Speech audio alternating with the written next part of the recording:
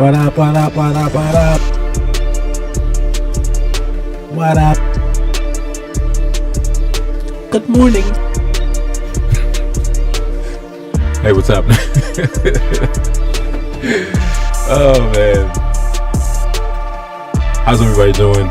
Good morning, good morning, good morning, good morning, good morning, good morning, good morning. It is Monday morning, February the 17th, not 17th, 17th. So let me tell everybody, turn that down. Yo, turn that down in my mic. Turn that down in the headphones. That was my fake ass. Well, never mind. Anyhow, so I've been home maybe about 20 minutes or so. Came, sat down, looked at the charts, and was like, "Oh, so owning in a practice account because we're not." I'm literally like, I'm gonna share something with you guys. I said like that I was gonna do like some back testing and some videos and whatnot, and I've been just kind of going back in, studying price, looking at different, not patterns or anything like that, but just delivery, right? And I guess you could say to some degree patterns, but not necessarily candlestick patterns. So I said something last week about trading Globex and something to the effect of like, yeah, this didn't happen, right? Because it was a Globex open and it's electronic trade hours. So I've said that a few times in different scenarios, like it didn't happen. So with that premise and with that established, the one thing that I have the opportunity to do today, which I didn't really have the opportunity to do last week, because at each interval when I get home from work, I'm basically arriving after the opening price. I'm also having to kind of go back through and see, okay, how did price develop from the pre-market, from the previous electronic trade hour, or from the entire electronic trading session, which basically would have been the Globex from the previous day up until 9:30, right? And there's some people that are out there that will look at the pre-New York market and they say, okay, well, that's a pre-New York, and they don't, however that's wired in the brain to think, okay, we know it's pre-market, but we don't really consider it like electronic trade hours. It's pre-market, it's still electronic trade hours. But I digress on that. I always look at, and not always, but I really started to pay attention to what occurs in the electronic trade hour sessions, plural, and then what happens in the regular trade hour sessions. So for anybody, and I'm gonna just kind of run you through this. We're gonna see how this plays out, right? And it's not about my narrative or my idea whether it works out or not. I have a probability of expected delivery for this. I want to see if I can, as price develops here, I just want to see if, I guess the premise and the I'm trying to figure out how I want to say this. I just want to see if my idea in terms of how price is delivering in the regular trade hour after an electronic session, if I'm on the right track. Anybody that's been watching any of my videos or some of the older live streams and some of the things when I talk about it, I like to look at session ranges and sessions. I'm not going to say like I had like this big mind blown moment, but like I said, it happened last week. I was able to go back through and find price. Like once I got back to the house and I looked through price and I was like, hey, it delivered. The way that I used to mark out like, and I'll give you an example. Some of my earlier live stream videos, you would see me with like boxes around like the Asia session, London session, and I was literally marking out basically the buy and the sell side liquidity, right? 9 million different horizontal rays on my chart, because I was trying to keep track of, okay, what's basically, you know, been cleared, what's been swept, what's been run, and then I would mark those levels and say, okay, this buy side was manipulated at this time at this point, so now that's my new manipulation high, which I would always reference and say, hey, price is going to come back here at some point, right? So fast forward to now, and it's kind of like a lot of those electronic trade session liquidity points are kind like, it's almost like I'm evolving, because now I'm able to kind of see those things instead of drawing out the boxes and kind of coordinate it into, again, an idea, which is why I'm in a practice account, kind of trying to see if this idea not necessarily comes full circle, but just to see what, if I'm literally just losing my mind because I've been looking at charts too damn long, or if there, you know, maybe there's something there, or maybe there's not. So for instance, last night, Globex, for anybody that was in the stream last night, I appreciate you. We had a blast last night, so thank you.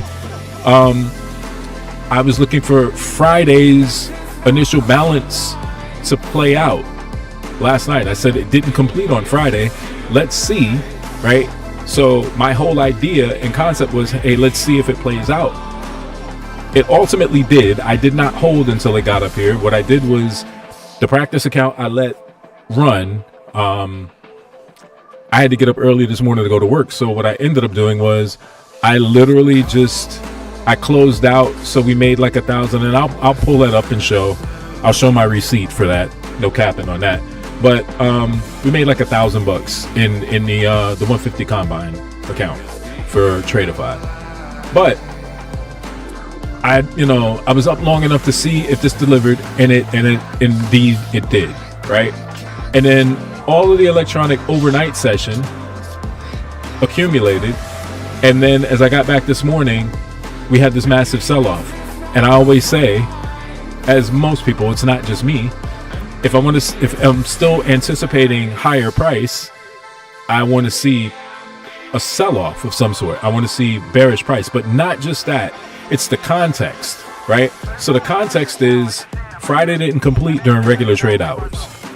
Globex is electronic trade hour, all overnight. It's all electronic. So for the market to open on Monday and short back into an area that Friday didn't complete, I'm looking at it now saying, okay, regular trade hour to regular trade hour. But I know somebody would say, well, damn, you just realizing that, dude? Like, really? Are you just? No, it's the idea of completion. And it's also, maybe it is not just for me. Maybe there is somebody that's in the chat or the live that's listening. But I think this is one of the ways that it becomes very easy to be disillusioned with thinking that if you've had a bias, so like say in the same example of the same idea, you were bullish on Friday and you're like, well, it didn't complete. And then you come into the Globex session and you don't trade electronic trade hours. And then you see this up here and you're thinking, damn, well, I missed the move. And maybe we get into London, which is what this is. And somebody would look at this and say, okay, well, if we've broken above, you know, a previous level, say from, and this is actually the 6 p.m. candle from yesterday, you might have looked at this and said, well, if this buys back up or if it pops back above, then we'll probably get back up here. We're still bullish, whatever the idea is. Point I'm getting to is it would kind of behoove you to just kind of stick to your bias until you've invalidated the idea. And sometimes electronic trade hour, if not treated separately but inclusive with regular trade hour, it may help to further your bias for whether you think price is going to be bullish or bearish.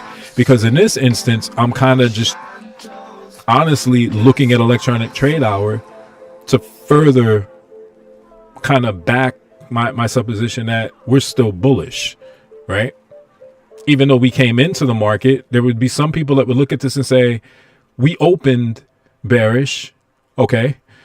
And then there's my thought, there's me, where I'm going to look at this 930 candle, and I'm immediately going at this point into, I'm going into candle range theory mode to some degree.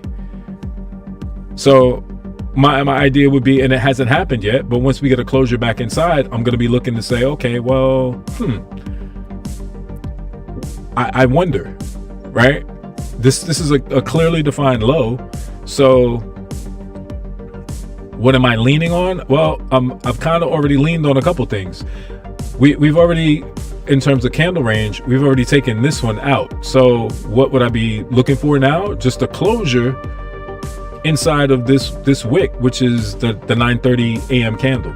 So if we get a closure back inside here, right, and we're still kind of trending bullish, again, it's just supporting the idea. It's not me saying that it's absolutely going in the it's absolutely going to be bullish. It's just me supporting an idea. Hence why we're in a practice account. But I don't know, that might have been a lot of rambling, and I don't know. I'm just a random regular guy with probably too much time on his hands to be sitting around watching price. But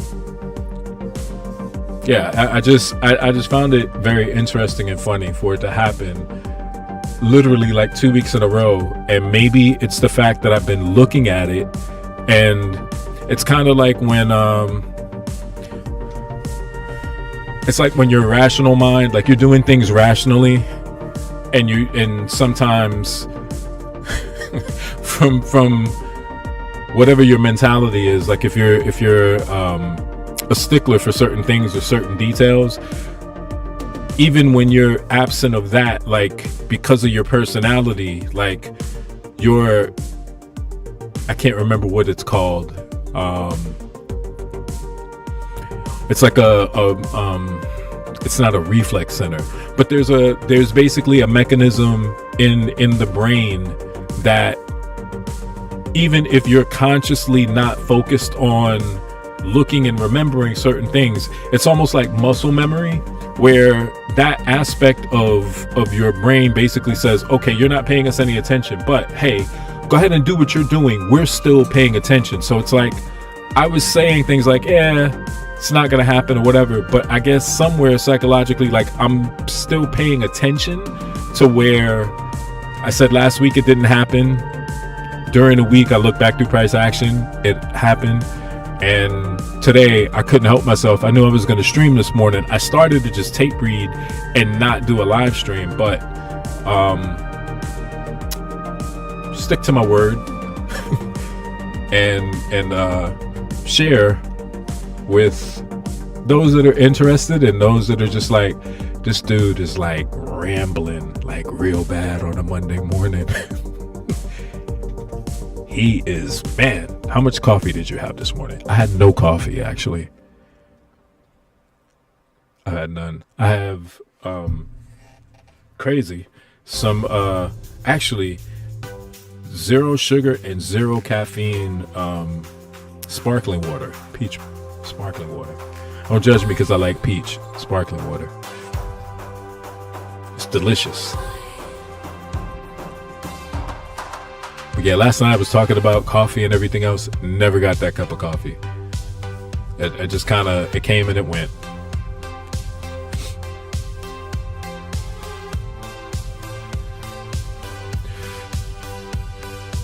Ooh, excuse me.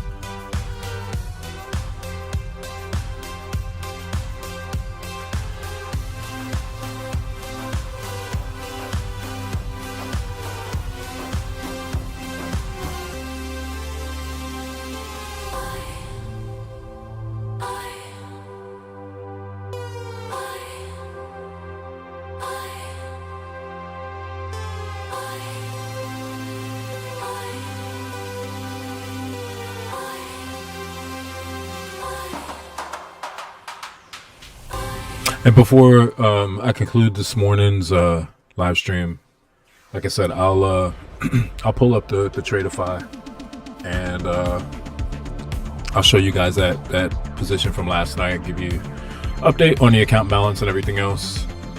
I'm probably gonna hold off until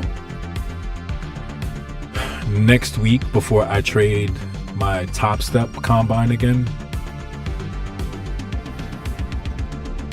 just because like I had somebody ask me last night, it was like why I was in a practice account, and obviously it's my prerogative, but it's kind of like I told them I only trade one combine at a time, and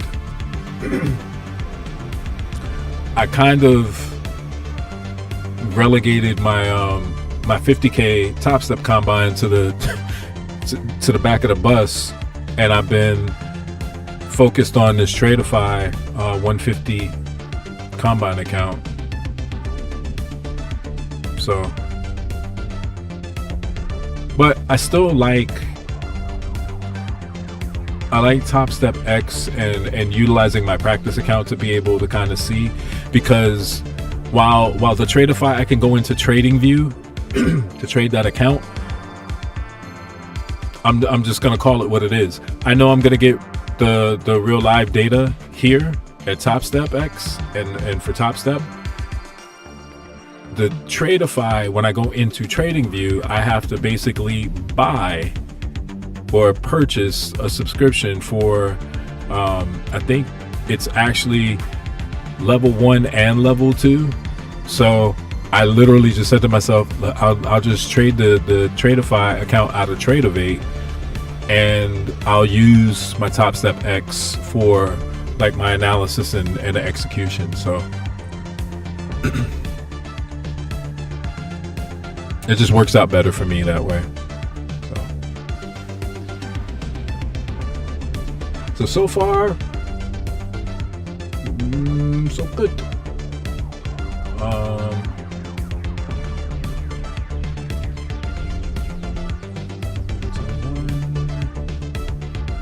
Yeah, we're over this, so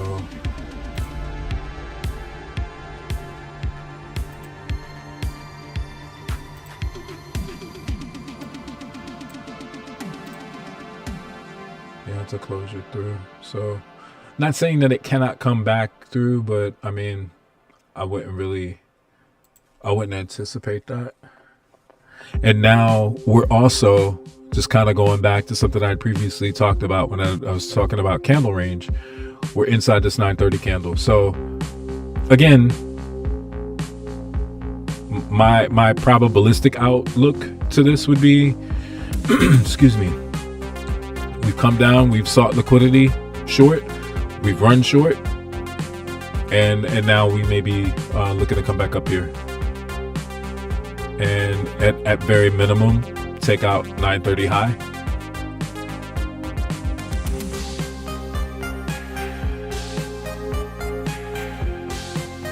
Let's see what this delivery is. And I probably won't, kind of being a little presumptuous here, but we may go in terms of live stream for like another, I would say almost maybe another hour, because if this hasn't delivered, and I'm not saying it has to deliver to where I've set my TP, however, just being respectful of the time that the market is going to close, there may be, I don't know, it's just how my mind works, right? There may be an aspect of the hierarchy of market operations that decide that while we're not at 12 noon, that the lunch hour, because the market is closing prematurely today, the lunch hour may be an hour early. So the lunch hour may be at 11, where typically you might see some consolidation, or you might start seeing some ranges develop, for which would be in line with the actual lunch hour during a regular trade day. So if we don't really see, or if I don't see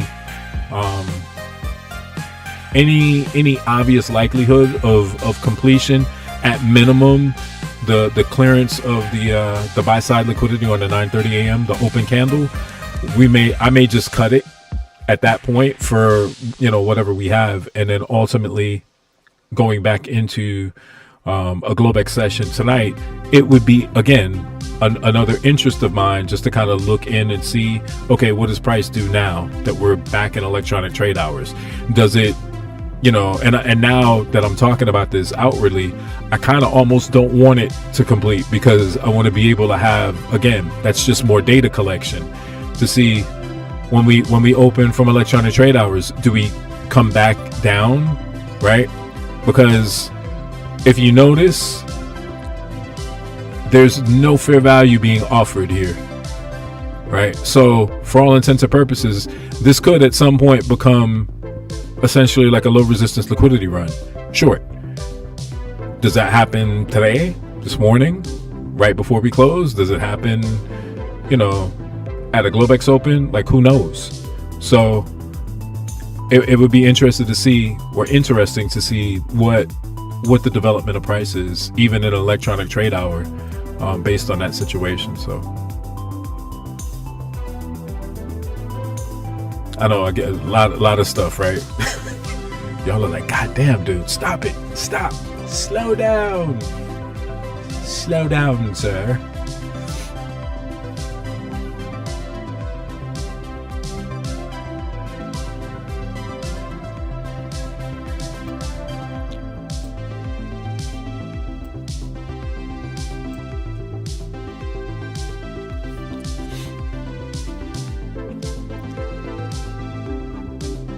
How's everybody doing today? I hope you guys are well on this Monday morning.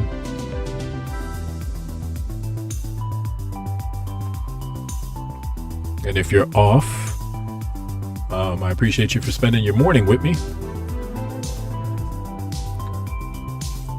And if you're not off and you're somewhere working and you're watching me, I appreciate it, and don't get caught. Don't get caught. You're like, it was Jeremy's fault. It wasn't. I appreciated him for being here, but that was not my fault. It's not my intention. Sir, ma'am.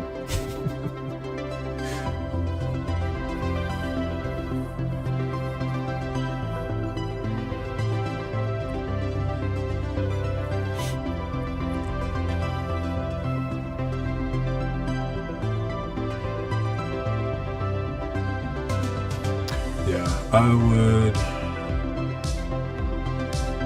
Let me see if I can.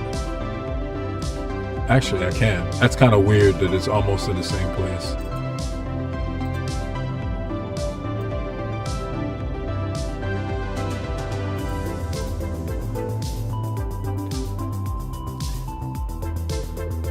So I know I only have like one contract for this, so technically I can't partial at this level, but I do this for just the idea of saying, okay, well, if we get to this level, and even though I'm still, one contract in, there may be, and it doesn't really show, at least at this point, sometimes I can just go risk off and move my stop to break even, or in other situations, kind of like last night, once we achieve or get to, yo, T-Camp, what's up, man? Good morning. Morning. How you today?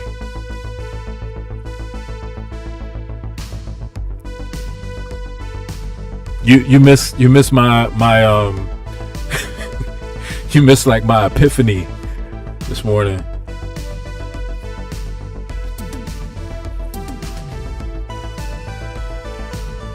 Did you? Well, just in case you haven't, I'll do this. Did you happen to if you recognize this side, this was us last night. Do you see this from this morning? So it's just I'm not gonna say it's some weird shit going on, but I'm just gonna say we were both right last night. It was just time. Another day, another dollar. Up 8. Yes, sir. Congratulations, man. Good stuff. Good fucking stuff, man. Good shit.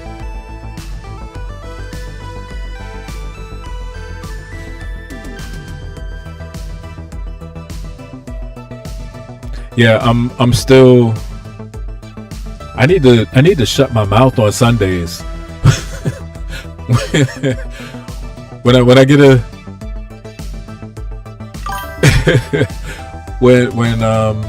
when I get a dub on Sunday, I need to stop saying, "All right, I'm done for the week," because this is the kind of shit that happens, and then I look and I'm like, tomorrow. So against my better judgment, when I did that last week, like I said, almost got my ass handed to me. I have to honor my word this week. But next Sunday, Globex, if I'm projecting here, when we have our next dub and our next big one, I'm just gonna shut my mouth at the end of the stream and be like, all right, I'll see y'all tomorrow, and we'll see what else sets up. So I'll set myself up to trade for the rest of the week next week. Yeah, with news and everything else, I'm not messing with them this week. I'm just really not. Well, while this is doing what it's doing,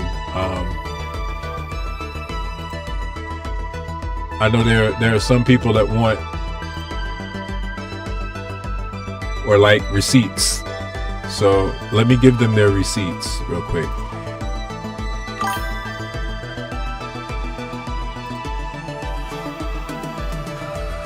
At the market mover, we making money. Yeah, 100%. So this is realized from last night, from yesterday. So that was at 1,068.64 in the account. So in the event anybody had any questions or like, stop the cap, that's it right there. So you're welcome.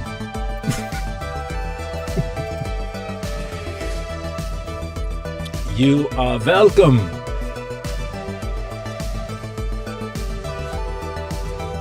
I don't know if I can do. Well, yeah, fuck them. I was about to say, I don't know if I should be, using that kind of accent and whatnot, but I don't care. I don't care.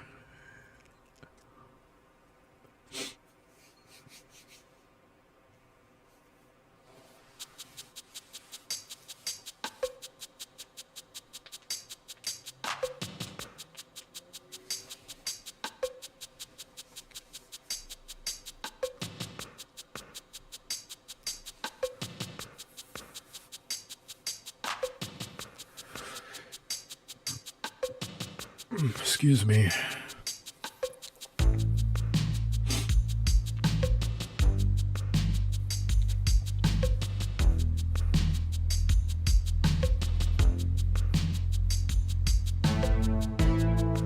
Yeah, I think we're about to get into well, I don't know. I'm just watching how price is slowing down. So like I said, I'm looking at the time. Look at the time.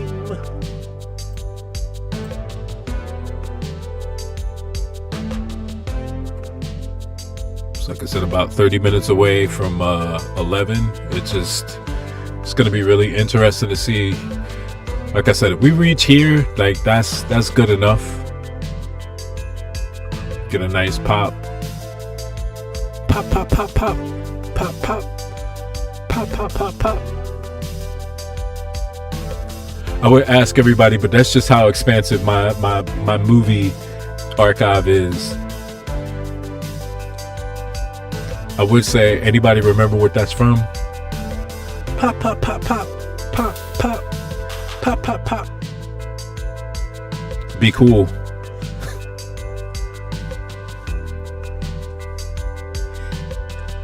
E-Weezy, E-Weezy.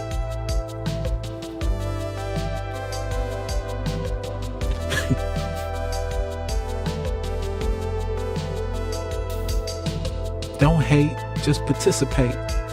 Come on, star. Twinkle, twinkle. Twinkle, twinkle.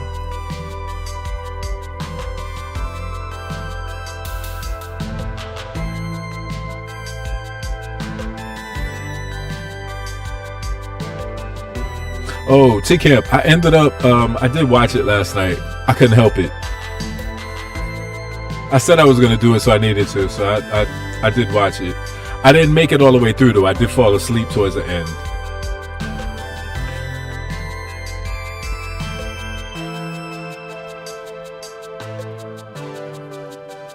Starsky and Hutch. You know what? It wasn't that too. I had to be careful. It was like,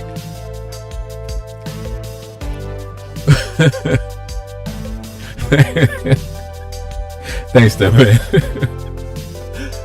Oh man.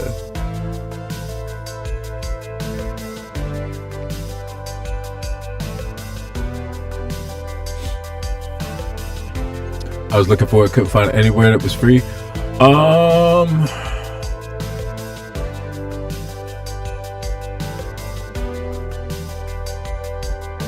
I don't.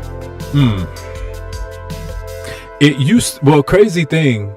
It used to be. I want to say it was on Tubi at one point. I don't know. Obviously, you were telling me about the All-Star game, so obviously it might not. It's not there.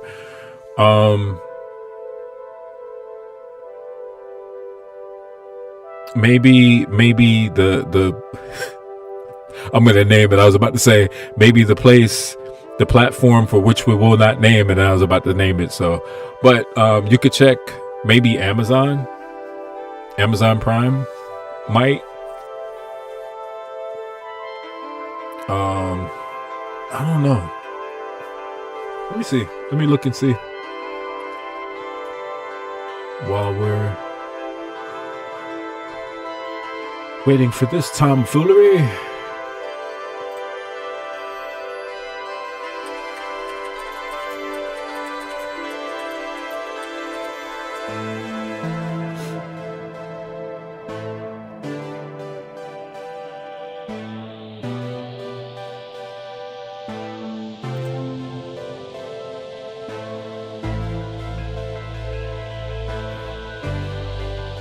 That's crazy. So the first result came up, it did say Tubi, but it does say content unavailable. So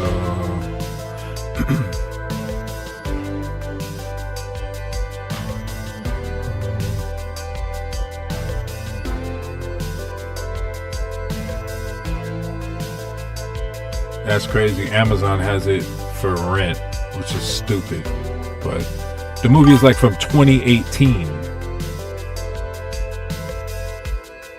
So you could try, I think it's Plex, Plex TV. But I think they have like some kind of like almost like a Hulu. Like I think they have like a premium subscription service. I'm not 100% sure. But it shows Plex, and there was another one I saw in here. Oh, never mind. It was Hulu. And we, you know.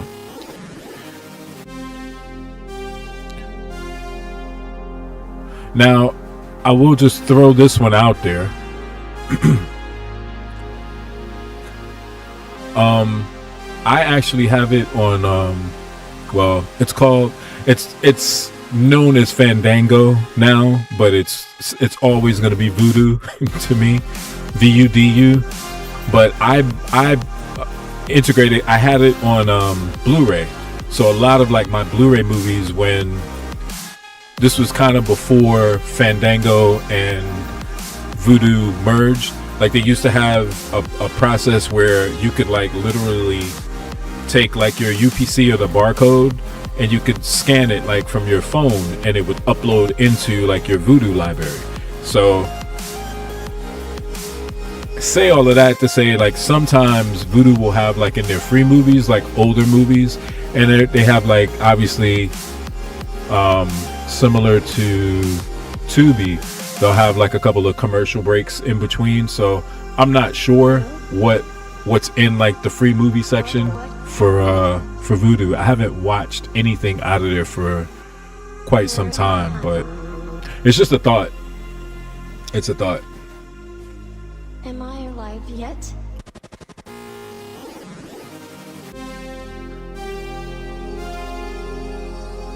Yeah, when I tell you guys, like, I love fucking movies, like, that's not, the collection is ridiculous. It's like so bad that it's been, this is 25. I wanted to tell you, I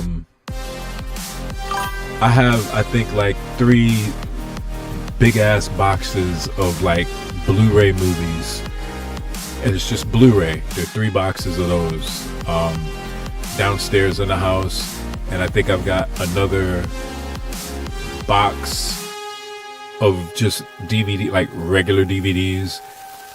And yeah, I'm a little older, so to hell with y'all when I say what I'm about to say. I'm gonna say it again, to hell with y'all. But I have 1 box, and I think there's still like either 1 or 2 crates where I have VHS tapes in them. To hell with y'all. Fucking classics. You can't can't get rid of them.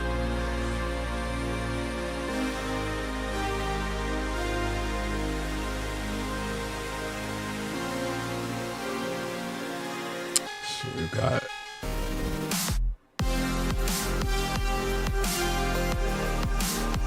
$226.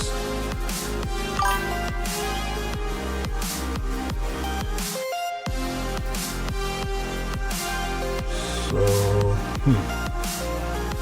I don't know if that'll hold up.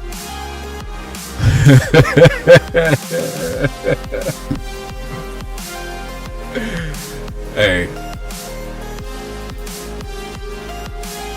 you can't. Classics are classics, man. That's like that type of shit is just invaluable, and there's yeah, I'll just say it's invaluable. You can't. There's some things that you can't replace, and I can understand like some of the things that you would want to like remaster or bring into the future or into the current space or whatnot. I get it, but yeah, it's just some stuff or some things that have to maintain like the original form. Kind of like, what was it? Was it the I want to say it was like an Atari 2600 or something, like somebody bought. I can't remember, but it was a ridiculous amount of money that somebody paid for one, and it was still like pristine, unopened, which that boggles my fucking mind. But I guess, I wouldn't necessarily call myself like an eclectic. I like certain things that, well, truth be told, there's some things that I've purchased or I've bought I've never opened, but it was never with the intent like, hey, I'm gonna pick this up and I'm gonna buy it and I'm gonna hold it for like 20-30 years and never open it because somebody's gonna want, like, it's never for that reasoning. So as you can see, like behind me, like I'm a Star Wars person, and my wife for like years, and if I'm honest, I don't remember when I bought this. I don't remember when I bought this toaster. It might have been like 2015, 16, somewhere around there. I don't remember. Okay. But she would, for like a couple of years, like make comments. Like she'd be talking to whoever she's talking to. I got a whole fucking table sitting up here with just like nothing but Star Wars stuff on it. But I still have more Star Wars stuff that I can't fit everywhere. But she would say to whomever she'd be talking to, like, yeah, my husband's got all of this stuff. And then she goes, and I could hear her, she's like, he even has a toaster that he bought, and the box never been opened. And sometimes I hear it and I look at it and go, why are you, why are you telling my business? I'm not. And then I would say, like, I'm not trying to sell it, but I'm just waiting, But yeah, to your point, like Mystery Man, like there's certain things I'm just, I don't know. I don't want a new one. I just kind of want to be able to look at it. That is kind of quirky and weird. So I was trying to think if I have, I think it's still up there. I'll show you something pretty cool in a second. Let me see if it's up here. Give me 1 sec.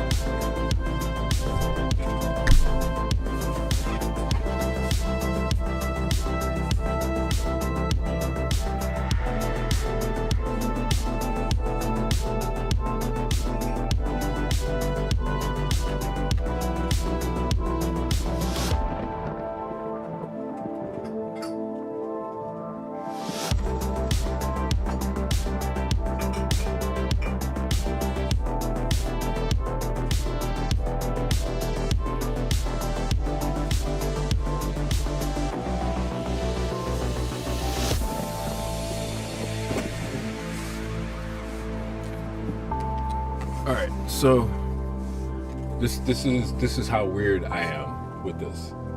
Let me move that where you can see it.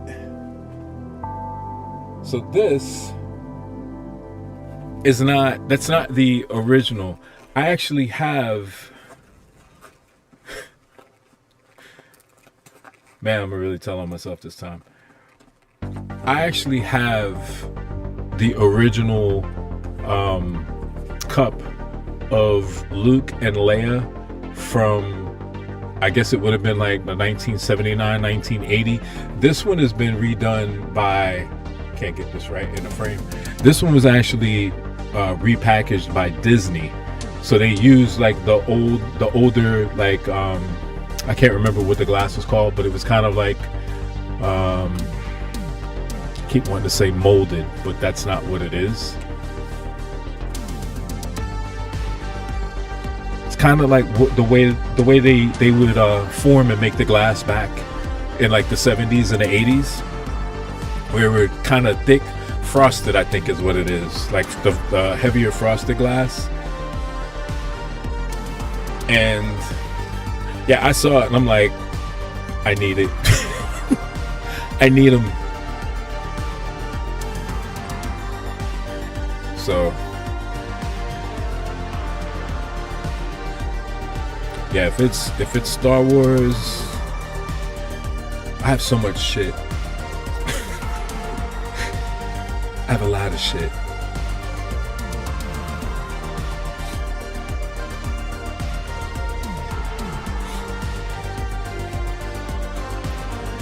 Yeah, I think we're gonna be maybe in a stall out here. Maybe. Yeah, man, let me tell you, I have that's why I had to stop, and I was like, you know, I can go on, but it's like literally I got a lot of shit. I've got a lot. At some point, if it's feasible, you know, depending on the plight of the human civilization as we know it. But I don't know. I think maybe I should legitimately consider, because at one point, you know, like I said, I've had people tell me, hey, you should look for like those like the display cases that you'd see like in storefronts or whatnot for your stuff. And I was always like, no, I don't have that. Again, because you don't realize, like, when you've been collecting things for so long, and I'm one of those people, I can acknowledge I didn't know how much I've collected until, like, either, you know, my wife and I are figuring out, like, if we want to, you know, not remodel, like build out and build back, but if we're getting rid of some things, or we're, you know, replacing furniture, whatever it is, and you're moving things around, and it's like, okay, I gotta find a place for this, and then you start opening it. In my case, in her case, it's opening the closet and realizing clothes. I don't have to say that to any of the men watching. You already know what that is, clothes and shoes. But in my case, I'll have like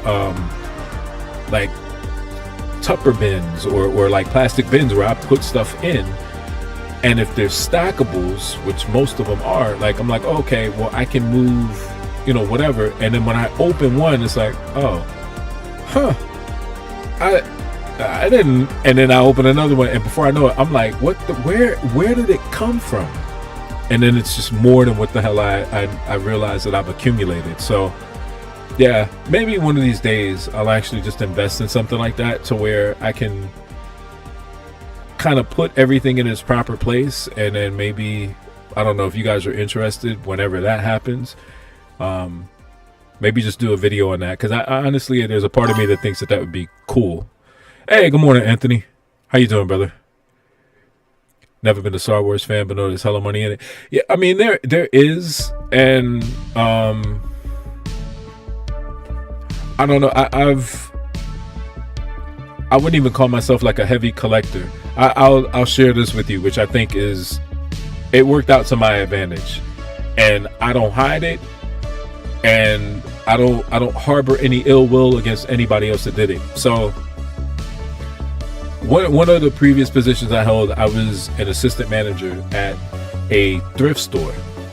And when I tell you, and I don't have to tell this to anybody really, like anybody that would know that's ever, been thrifting, like shopping thrifting, not thrifting for like retail arbitrage or anything like that, but like you're looking for clothes or whatever, you're looking for you. But the sheer amount of, and when I say shit, I don't mean like stuff that's not available to the public or that somebody else would have won. I'm just talking about, like, I say shit because there's not a number that's large enough to kind of qualify. But the sheer amount, I will say the sheer amount of stuff that people will just give away, right? Some of it packaged, some of it in boxes, like it just, but these Ewoks behind me, everything except for, let's see, the Ewoks came from thrifting. This guy I bought, Groku, he came from Thrift Kingdom. The R2-D2 actually has a remote and works, and the Stormtrooper helmet I got. Yeah, and that's, well, I'm gonna tell you something, and in a way they used to not know the value. They used to not know. Now they think that they are equivalent to like your big box stores. They think they're equivalent to like your Walmarts, the Best Buys, the Amazon online. Like when you're looking up, and I could say it for, like I said, a fact. I was there for years, and I've always been the kind of person that feels like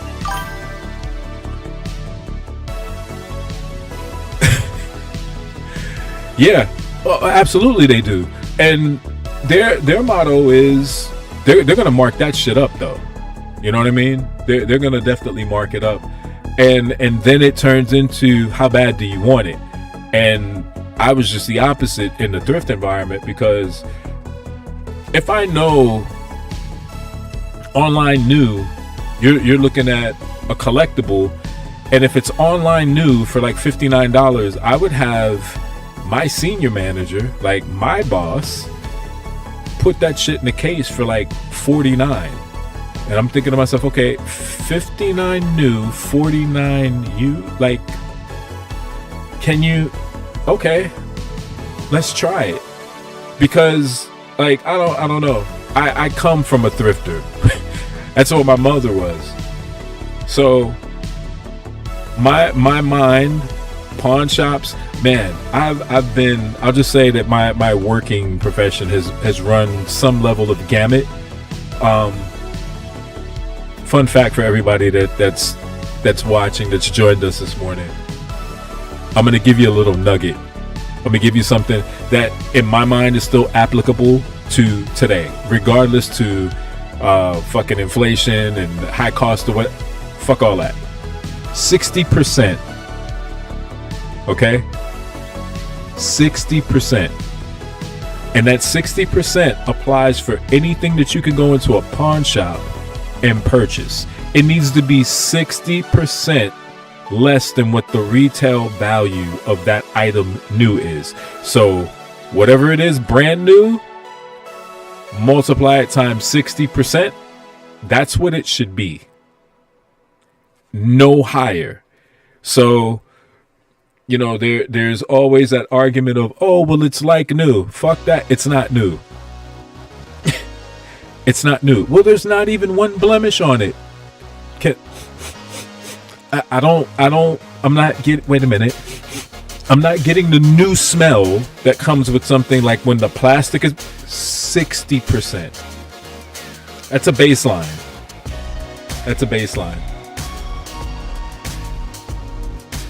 If I remembered the fucking letter and numerical codes on shit, I'd tell y'all just to come in the stream and be like, hey, Jeremy, listen. Listen, I was at the pawn shop up the street, and they had a sticker price that said $79, but the letters are YDL on the cereal. What is that? I used to know that shit like the back of my fucking hand, and I'd be like, oh, they got like $20 on a loan for that. So... How much did you say? 79? 20 on a loan. Good grief. Man, y'all, hand over fist. Yeah, offer them 40. It even have like how long it's been sitting. It have like an age code in the series. So, man, I can't give all the sauce away today. But yeah, it's a lot. It's a lot.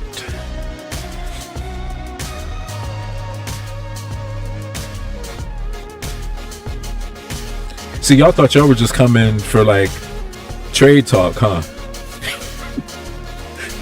Buys and sells, and that was it.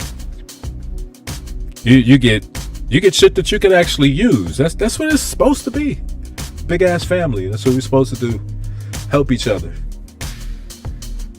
Because trust me, when it comes to finance and money,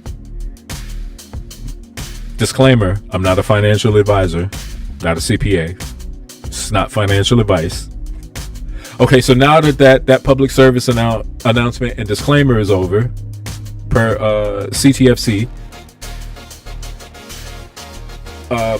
yeah, wherever I can help or kind of point or steer you, if I know, I will do it. If I don't know, I'm gonna tell you, I have no fucking idea. I don't have a clue. Uh-oh. Big brother must have been watching. Somebody's calling me. No! I didn't say it. It was not me.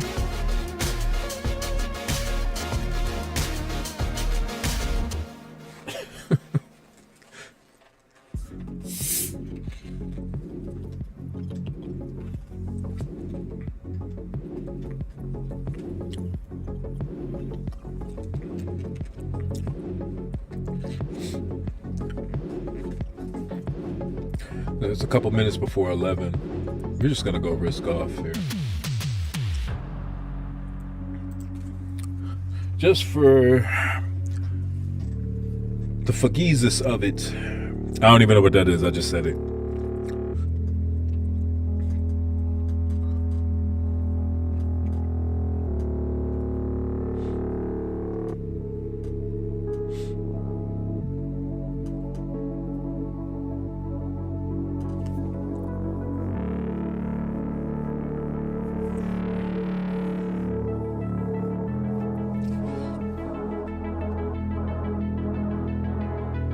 What you up to today, Anthony?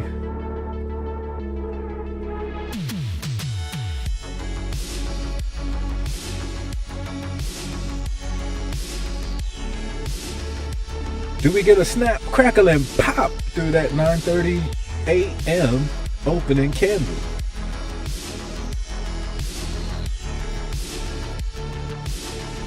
We got like a minute and a half before this candle closes, so maybe we get that pop at 11.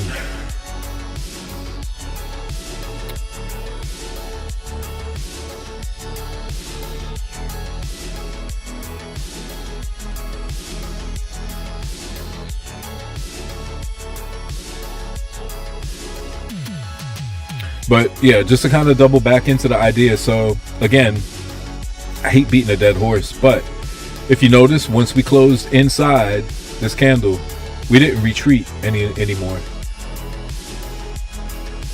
There was no shorting. So sometimes, not all the time, but sometimes you will get that with the opening candle, which is why, and I can share this now. I didn't really talk about it. Nobody ever asked, but this is one of the reasons why, like the Globex open, I would always look at that the 6 p.m. candle, regardless of how expansive it was. I felt like if the structure was at least supporting the idea that it was going to run the opposing side by closing inside, I was erring on, it could be possible and more probabilistic the more candle closures you get inside. So once it closes back inside the range, you could, reasonably conclude that will happen, but understand that obviously it's not an absolute. But yeah, that was always, like I said, my idea behind why, for somebody to say, why would you jump into a trade right at 6 p.m. Globex open, or why would you do it after 6:05 or whatever?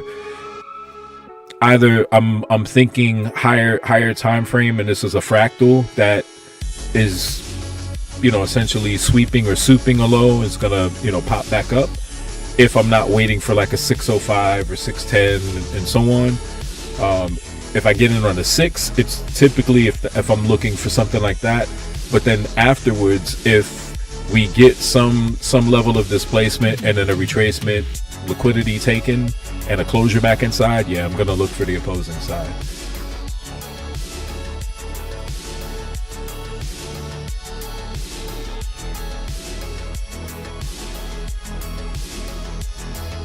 So out of all of this movement back up from 940, out of all of this, you've got one area of fair value here.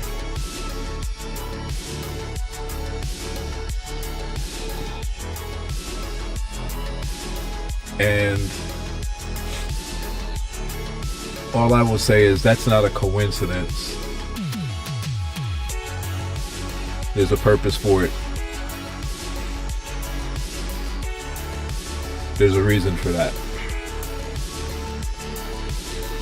And because we don't have like a PM session, don't know. However, if I'm back on this evening for Globex session sweeps, yeah, this could be utilized at maybe Globex open if we don't come back into this before we close, which it's 11, so kind of like Friday, right? So we don't necessarily have this closure through, but this is your initial balance. So I did put this in as a partial. Let me just change that, because excuse me,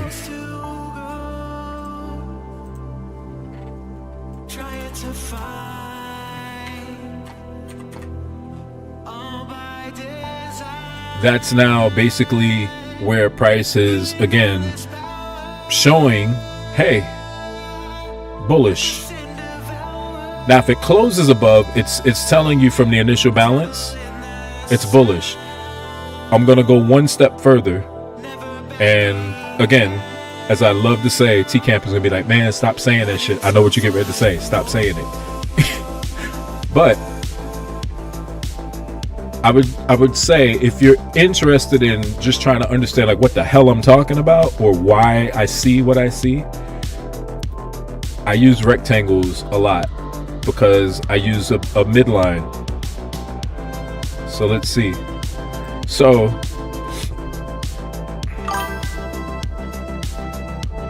yeah. So this is just the initial balance is all I'm looking at here. This is the midpoint of just the initial balance, or the AM session range. So we've had an initial balance clear, basically the buy side. So the probability, not the absolute, but the probability is we could continue bullish, with again the fact that you could see a retracement. So we could retrace back into this fair value before a resumption long, or at minimum or at best, it can come back and sweep, and you would want to see at least maybe 50%. But if you get a shallow retracement, this might be why. There's so many different ways to analyze and look at price sometimes, and it can get overwhelming, I guess, for somebody that's looking for like one thing to, steer them in the right direction. And there's nothing wrong with that logical thinking of, hey, I just need one thing to just kind of point and tell me what to do. But I don't actually need to put this on here. I'm putting it on here anyway, just cause.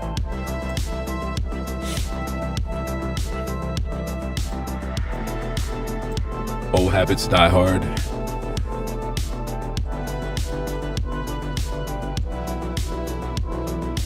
Yep. T-Camp on the money. Absolutely on the money.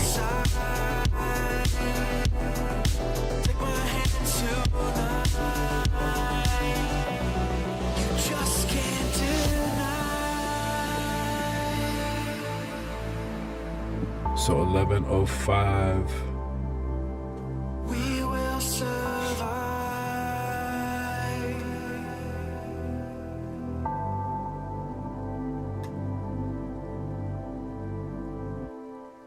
I'm trying to figure out if I just want to get out here or if we just want to let it play out. I kind of just want to let it play out. I mean, to me, I look at this as, it's a risk off either way, even if it comes all the way back down. Like, even though there's no skin in the game, there's nothing being lost. And there's still a very minor gain to be made. And yeah. Now it's more or less just about data collection at this point. That's all it is. There's an idea, there's a supposition of what's going to happen, and then it's just a matter of, does that play out, or does something else play into how price delivers or whatever. So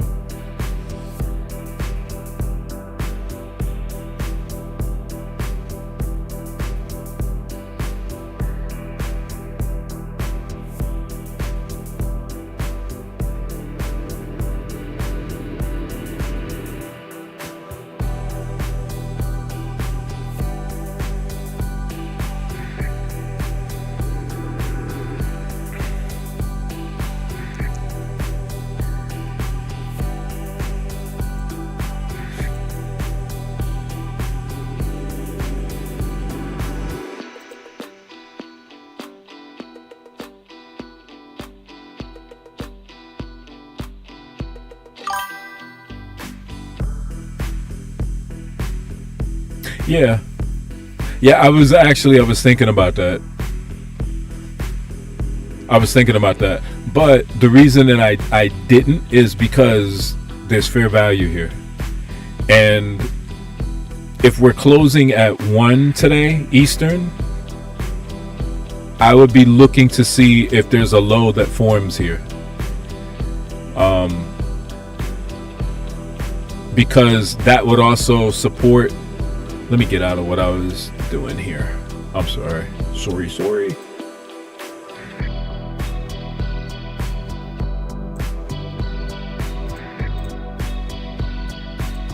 So, is that... Yeah, if that makes... It's kind of like a high, but I would be looking for something like this.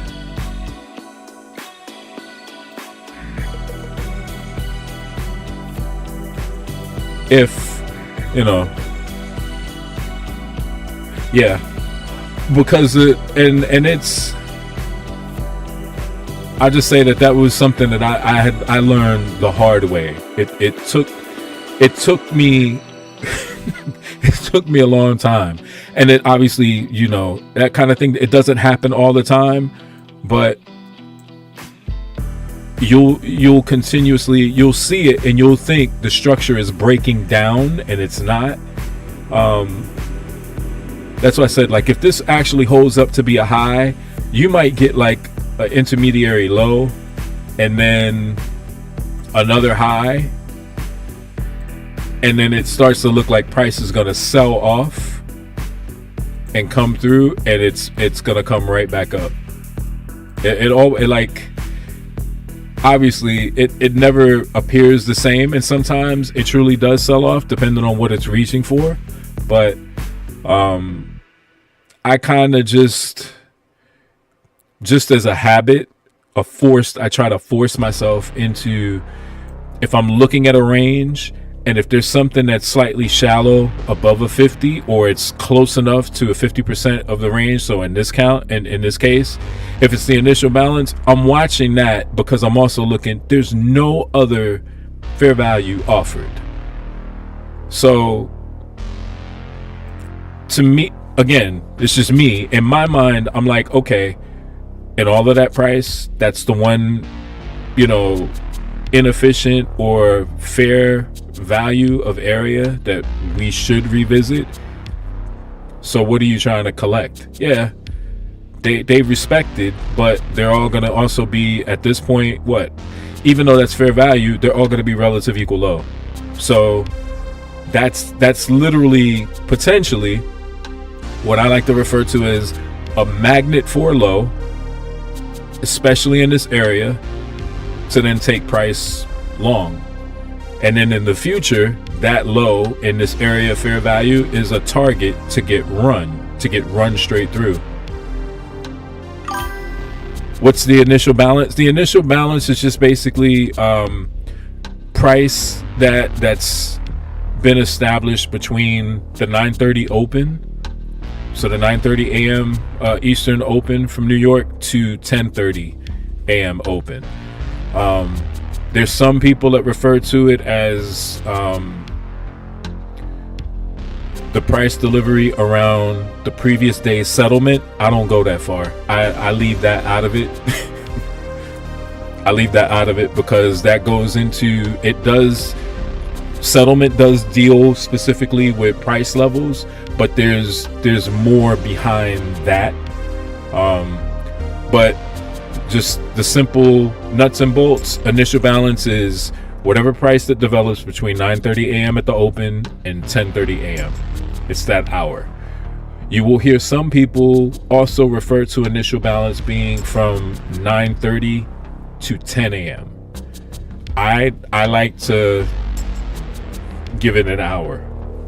Most people will give it, that 9:30 to 10:30, because it gives you, if you just take the first 30 minutes, it gives you most times a unidirectional movement, and you don't have enough information to make a basis on what price is doing, unless you're looking back at like either the previous regular trade hours, or you're looking at the previous electronic trade hours with the previous day. So it just gives you a better idea, like I said, of what price is doing. So if you just waited the first 30 minutes, this candle here, that's your 10 a.m. candle. So you'd be looking at this high and this low. Now, would it still work? Yeah. But if I know that prices come all the way back up, I also have an idea as to whether or not, we running back short or what. Like, I want more information. And the more that in this case, because sometimes too much information is a hindrance, but in this particular case, the more information you have on price, the better. Because, like I said, you'll start to look at things like I've been talking about fair value. So you'll see how the structure is just being developed. And the more you understand, when you don't have fair value and you don't have any area that's really being retraced into, but is also not inefficient. Again, these types of things, like, these are the things that somebody that trades like trend lines, And if anybody in here does, I'm not saying anything negative. This is my little 1 cent and 1 shilling opinion about it. But somebody that's going to trade like a trend line would make a trend line here to say, I think that this is going to short. And as soon as I'll put one on the chart, they might go from this low and they'll go all the way up. So that's probably, so you get like 1 touch here. We're going to call that 2 and then the low. So they would wait and say, if the trend line gets broken, we're probably going to go short, and they may target this low. Even if they're using things like fair value, they might target this as a partial, right? And why? Because there's an offer of fair value here. It won't invalidate their short from the trend line, but if they're looking at structure and they're also looking for places like fair value, they're going to see there's no fair value here. We get it here. So this might be a partial. This would be a good area to partial from. And then maybe we get a closure below, and then we continue to this level. Why would they continue here? Because there's no other fair value. They don't necessarily see any other reason that price would stop in here. Conversely, if you're looking for a clear high or low before I take this off, well, let me take it off so you can see it, Anthony. The fact that you don't really have like a clear high or low in here would also tell you, because if you did and there was a trend line, you have one here, but that happens to line up with what? This fair value. So if maybe they saw a clear low before this point, they might look and say, well, this might be considered, you could say, right? They might consider this as another take profit level before here. So it's managing and just trying to see, you know, what could price be reaching for.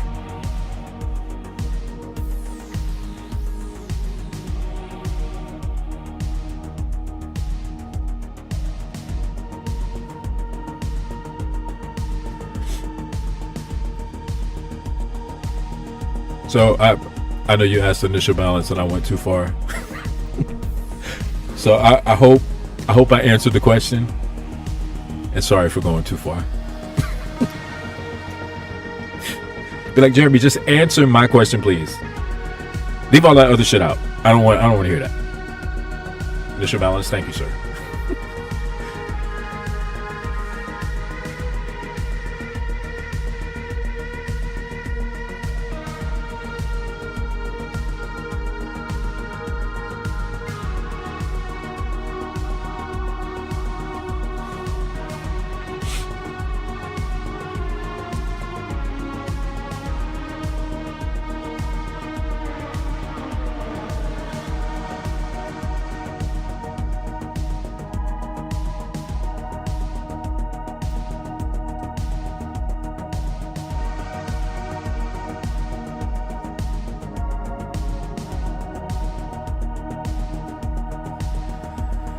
So if this closes as is, I mean, structurally, it is a high. Structurally, this would be a low.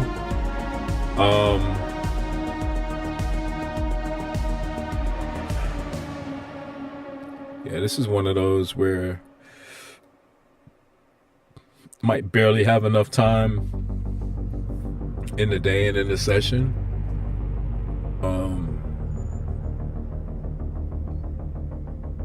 Because this literally could just be basically clearing the initial balance buy side, but not, even though it is a high, and this is probably going to be very confusing, and I don't mean it to be, but I would just simply say go. This is something I would definitely say go into your own charts and look at, and then if you do just initial balance, just take the initial balance 9:30 to 10:30, okay, and whether it's NQ, it doesn't, I almost want to say it doesn't matter the asset, but I can tell you because all I trade is NQ. I will also look at ES, but primarily NQ. So if you go into any of your charts, you can pick any day, it doesn't matter. The number of times that you will actually see buy or sell side, you will sometimes just see, I call them like the peekaboo candle. I call it the peekaboo. I look at it, I say, this is the candle that basically just took out the buy side. Like, it's giving an indication, like it's pointing like, yeah, that's kind of where I'm thinking about going. I'm thinking about going there. But that's not always like the first high. Sometimes it's just, like I said, I call it a peekaboo. Sometimes it's just sticking its head through to say, okay, I purged, we're going long in this case. And then you get a closure back inside, and then you get the actual high, the first actual high. Okay, bro, no problem. You'll sometimes get this, right? So maybe this is the actual high. We don't know yet. And then you'll get a low, and then you'll get a higher high. So I don't know about this just yet.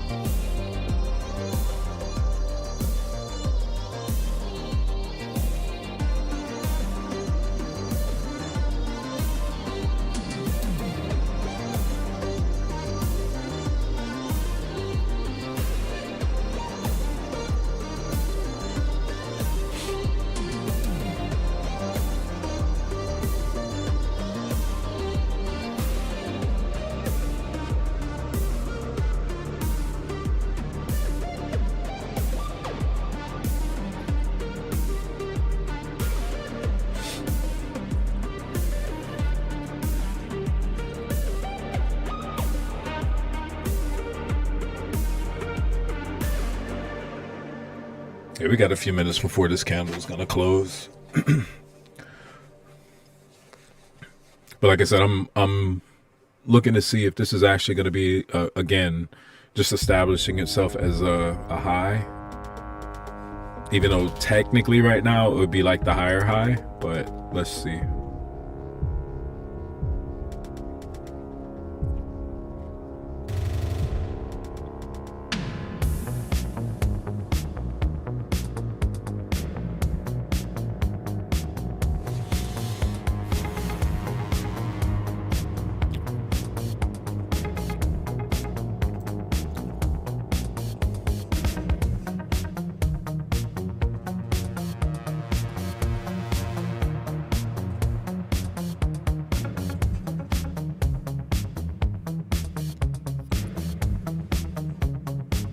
Oh, excuse me. So sorry. So sorry.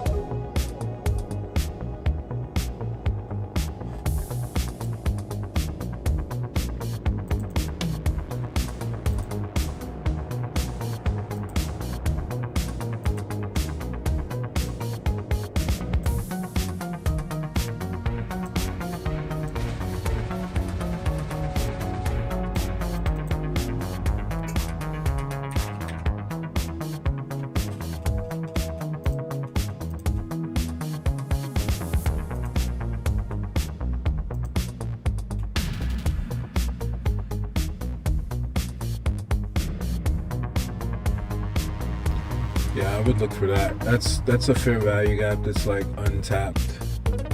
That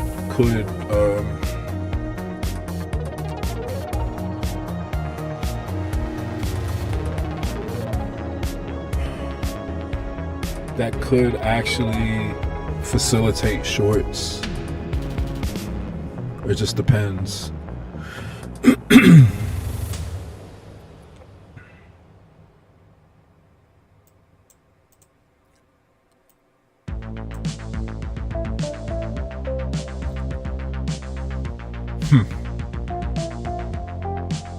I don't know.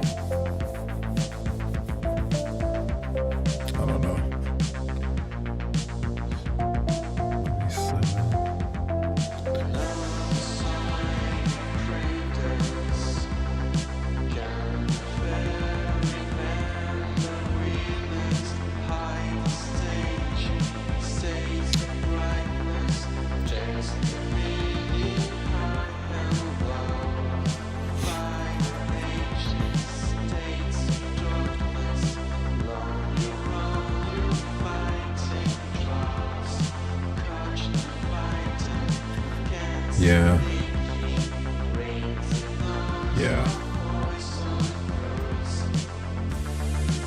I'm not gonna move my profit level, but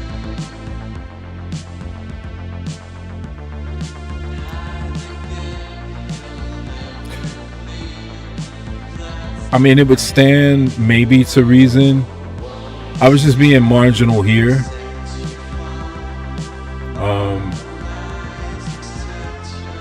But these are relative equal highs, essentially.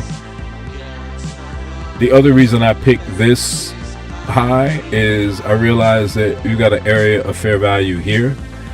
So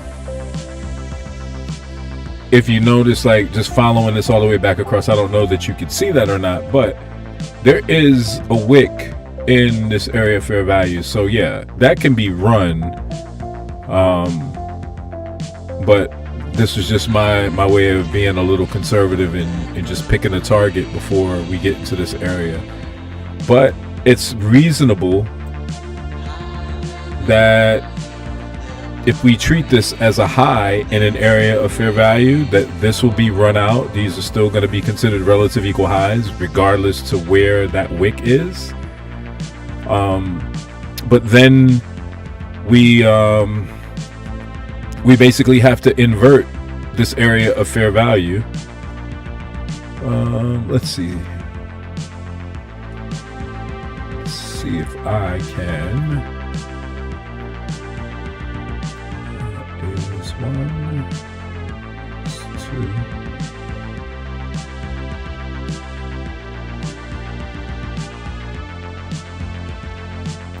2. See if I can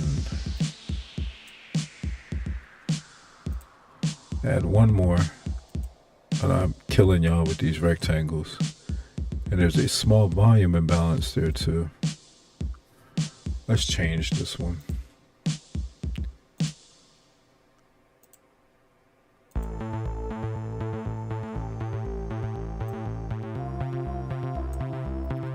It's just extremely small.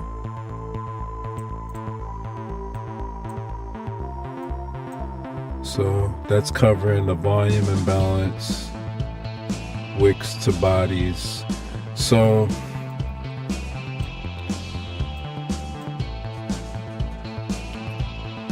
on the way up, if we basically just sweep this out and close back inside, or maybe we close, like I said, we close above and inverse this fair value, reach back into, and I know this is fair value, and I put POI like my point of interest. I'm just curious to see what the reaction is from there. Like I said, it could be shorts. It could be an area that is utilized for support, because there are areas higher.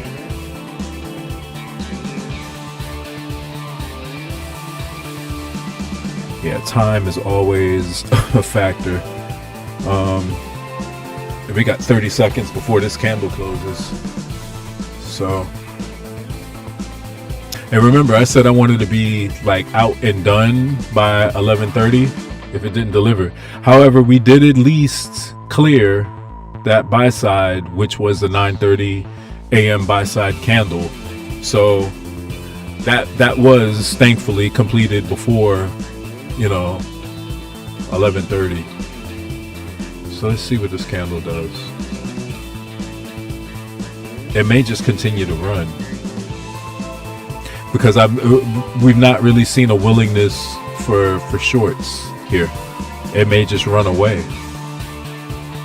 It's been basically a break, kind of like a break and retest, if you will, of that buy side level for the initial balance, and it that might be sufficient right now for it to just continue to run.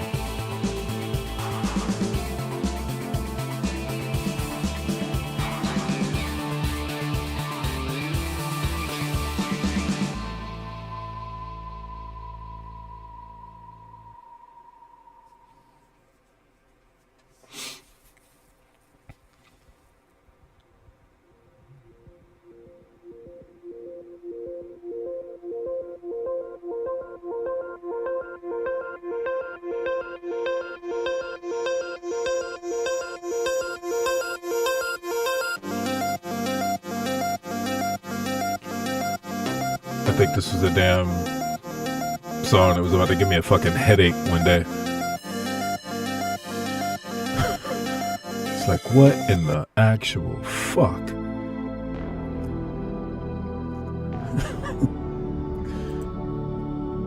Had to ban that tune. Ban it!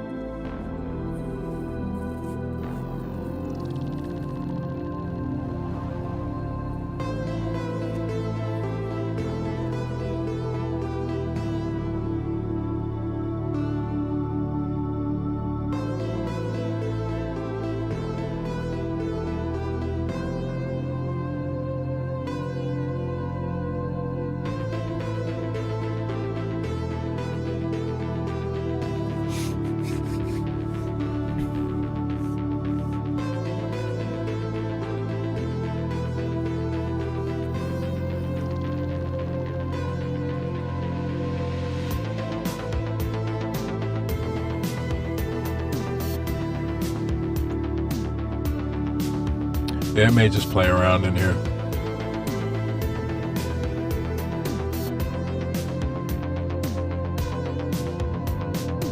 So, what I'm gonna do is this. Because, Order filled. I'm gonna take it, we're gonna be done. Because like I said, I'm treating this like it's either end of the day or it's lunch hour, even though it's 11:30. Now, if it runs up here and it takes it, great. Congratulations. If it doesn't and it continues to play around in here, oh wow, how about that? I mean, we really wouldn't have been in that much of a loss even with this move, but if this continues short, like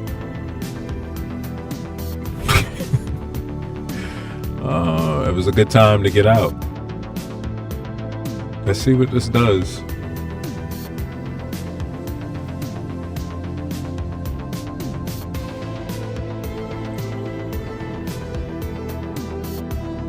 Yeah, it looked like some hellified timing, actually.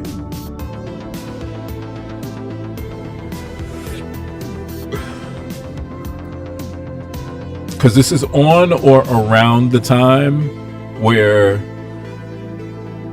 AM session. So London closed at 11. So this is about 33, 34 minutes after the fact. And a lot of times you will see the AM session liquidity be run on just prior to the lunch hour. So this essentially could be that. Yeah, that's what we've got going on right now. Is the run on the AM liquidity. So we got out just in time. Now, this is not to say that we're no longer bullish. This just simply means that this is something that happens. And if you remember what I said earlier, that could be what this is. right? We could reach back in here, and this could be the catapult or the stepping stone, whatever you want to call it, to allow price to continue higher. But as I showed you, and I'll put it back up here again, this is going to be considered a shallow liquidity retracement. It's not 50% of the AM liquidity.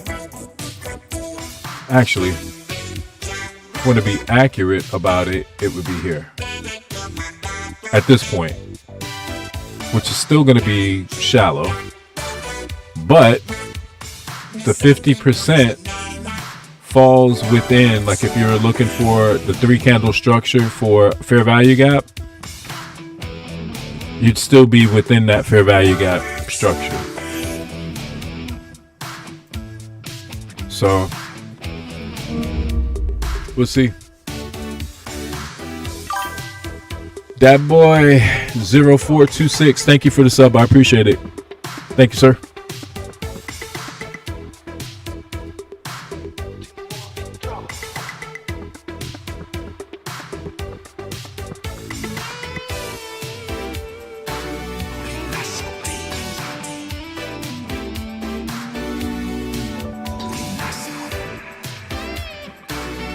Yeah.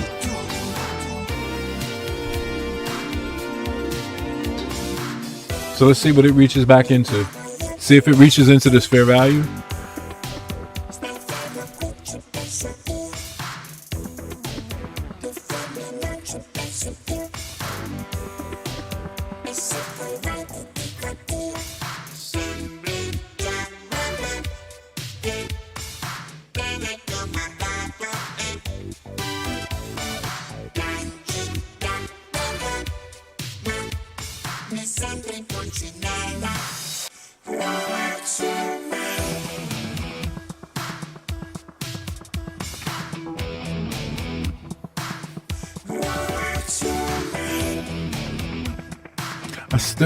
I'm still leaning on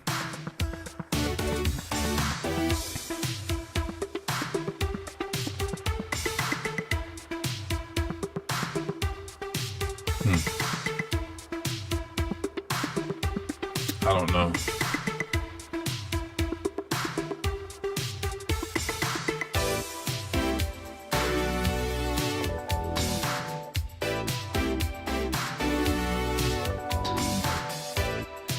So I'll share this thought with you, and then maybe, like, if it's the next live stream or as price develops or as you see price developing,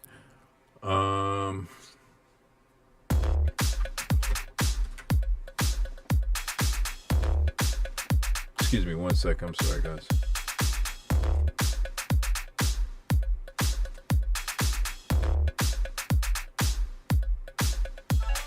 That was from earlier. Okay. All right. Sorry about that.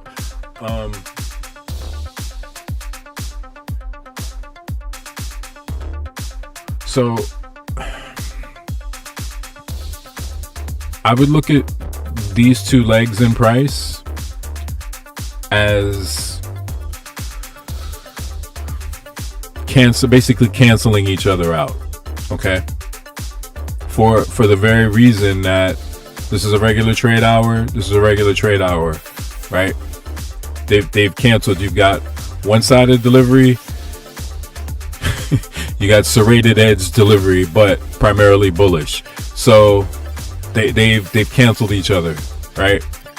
So with that being a very primitive basis, any shorts here is again not including this.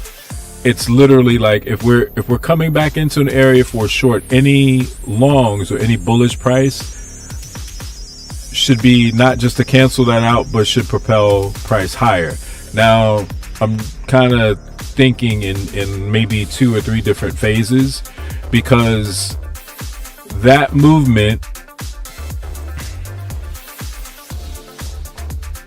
this bearish movement would enable bullish price to do whatever it needs to do up here. And let's just say, because I don't know, if this point of interest holds or even presents some kind of a break, you could then see again lower price, which would be what a high, a low, and a higher high would present, if that makes sense to you. Right? You'd be already seeing a market structure shift in here to allow for lower price, but it could be offset. Like you could be thrown off because you'll see a high, a low, and then a higher high, and then price just continue to expand. And you may forget, hey, you have a structural narrative in here that may be telling a story that price wants to short. Yeah. I'm just, you're right. I'm T-Camp. This is what makes us. Like, I think indirectly you're like my accountability partner in speculating.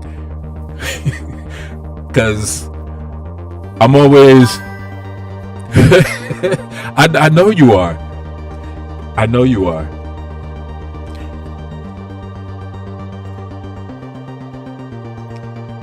Yeah, I mean, you might get a short-term snipe here. You might get it.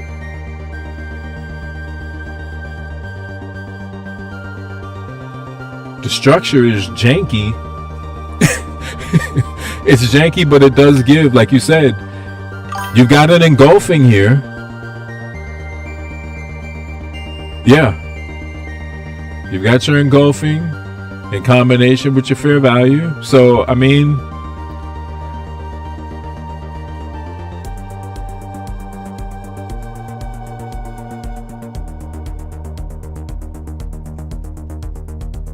and technically we've got a couple of things.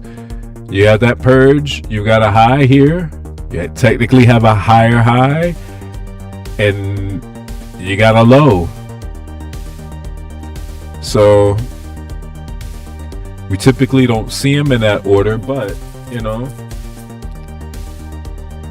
it's structured nonetheless. So yeah, there would be nothing that would prevent a short from here.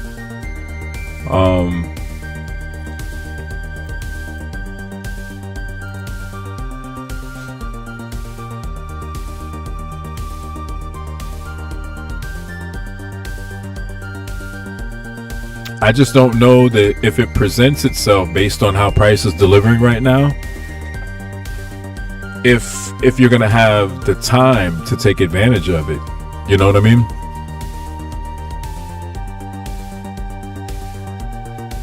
Like, is it going to finally develop and show just as we get into like today's close?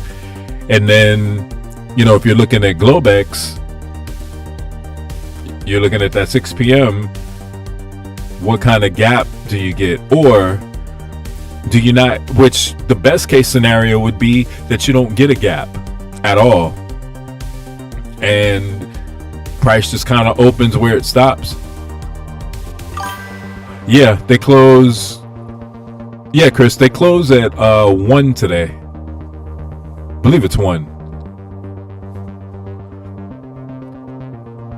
Wait till Asia? Yeah, absolutely. Let me confirm that, Chris, because I'm pretty sure. I think it is 1. I think we talked about that last night too.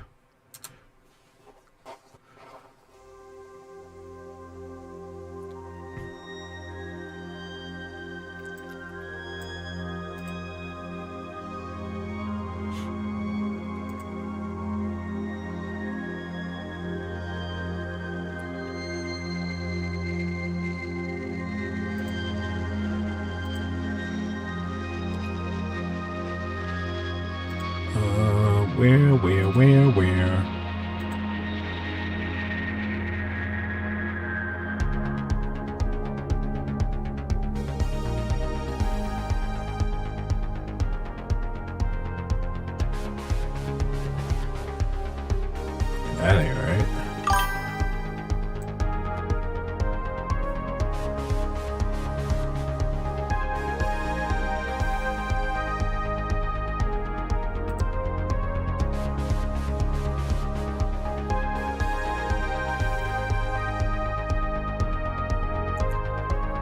I asked for the market close. This is telling me about Waller speaking. I'm not interested in Waller.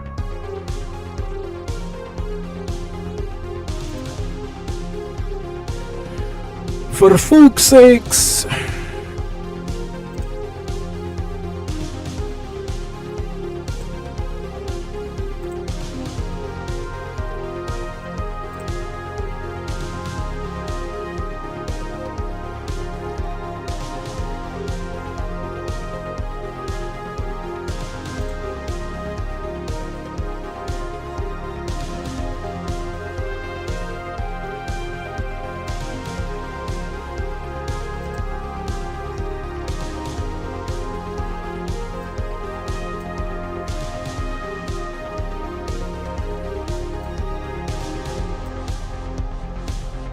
Yeah, 1 p.m. 1 p.m. Eastern time. Market's closed today. Damn, Stream Elements late as fuck. Late as hell.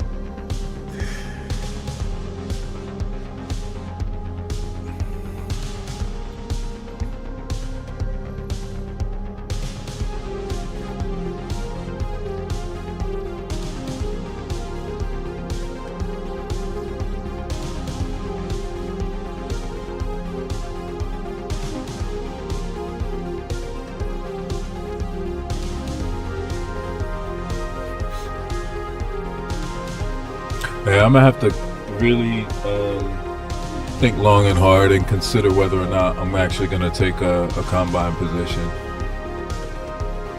Because I honestly feel like if I don't take it tonight, like I'm not gonna take another one until next week.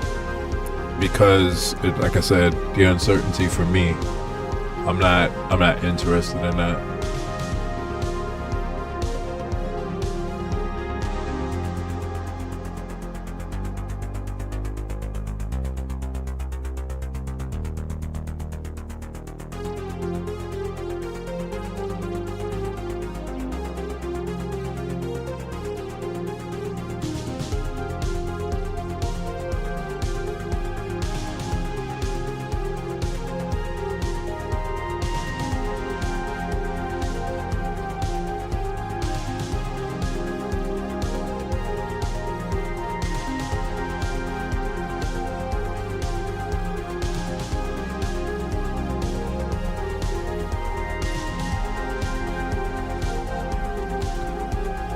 Yeah, I think either we short from here, like you said, T-Camp. I'm just me personally, like I'm not too confident in that. I don't know.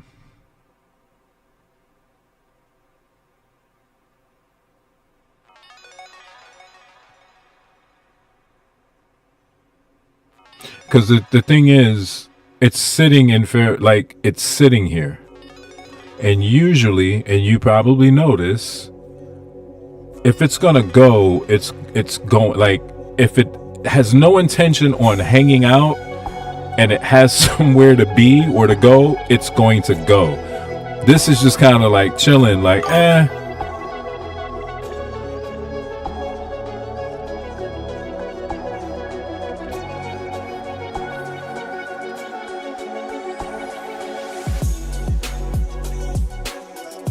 security info. Oh, I thank you for that. Yeah, I just I went to my email just to kind of confirm it.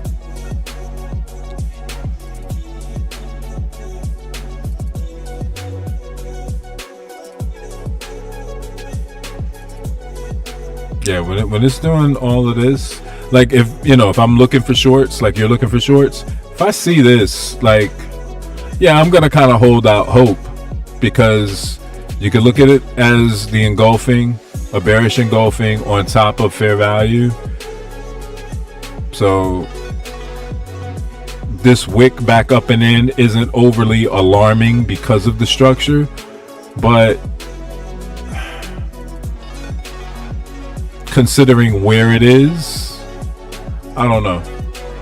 like I said, I know you're not in right now, but I mean, anybody that would be looking at this as a short, obviously good luck. I'd hope that does work out. I'm not seeing it. There's certain places where you want a reaction based upon like what your expected probability is, or what you think the probability is in terms of shorts or longs. And if it's hanging out there, like you're looking you're looking at the candle in the wick and it's looking at you like, what? Do you want me to go somewhere? Wait. Oh, short. Yeah.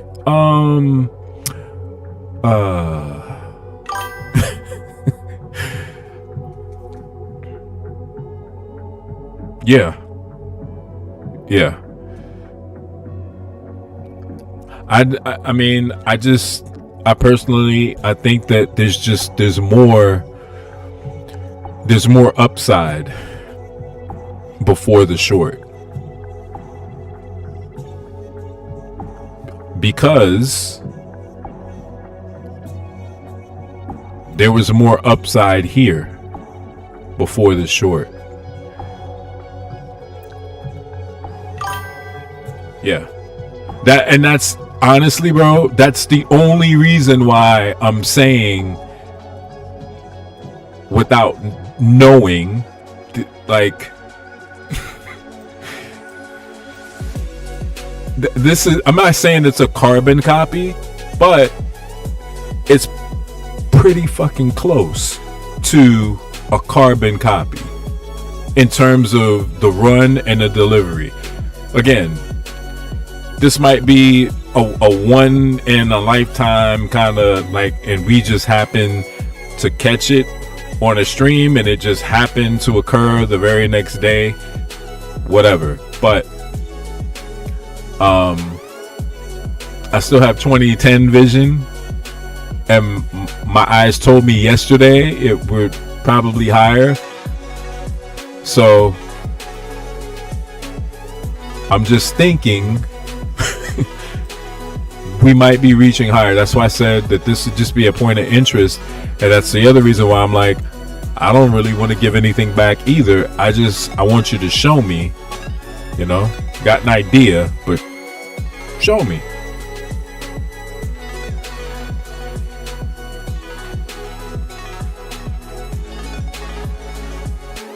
So yeah, I mean, it is respecting it though.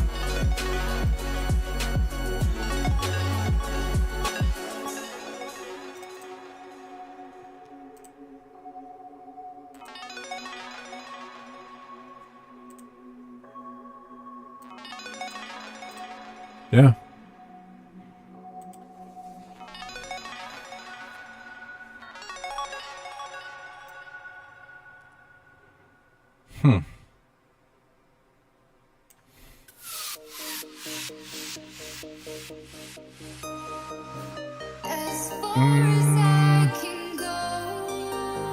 There you go.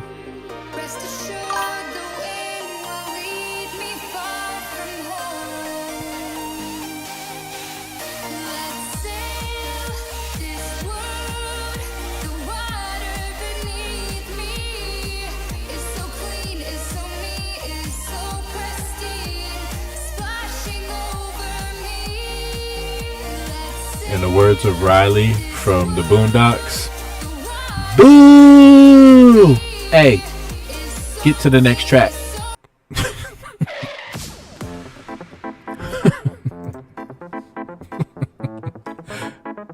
Beat it, lady. Beat it. I want to hear that.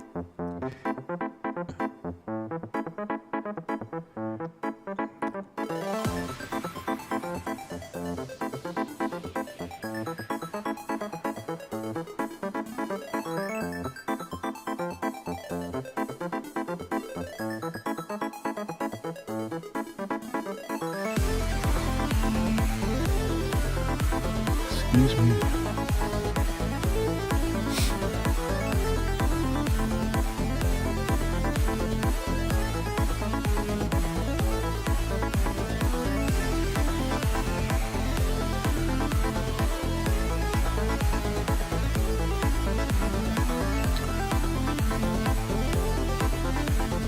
This candle is about to close, so if you get some expansion, you might get what you asked for. That's a gap. So let's see if it comes and fills that imbalance or if it continues short.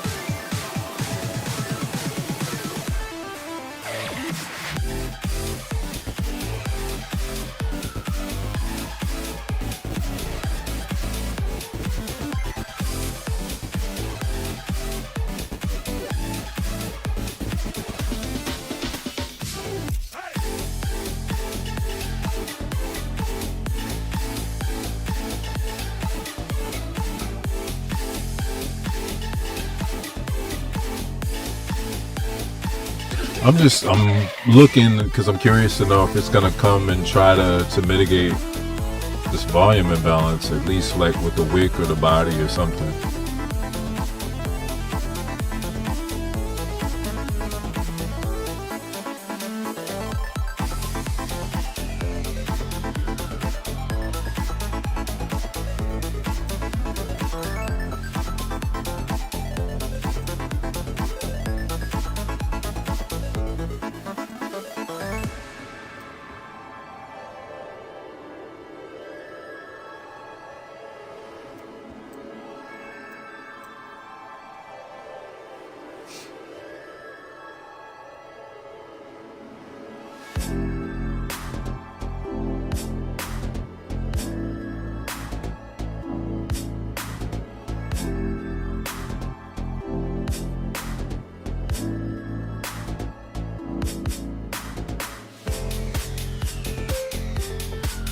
So if this expands away, it'll leave it.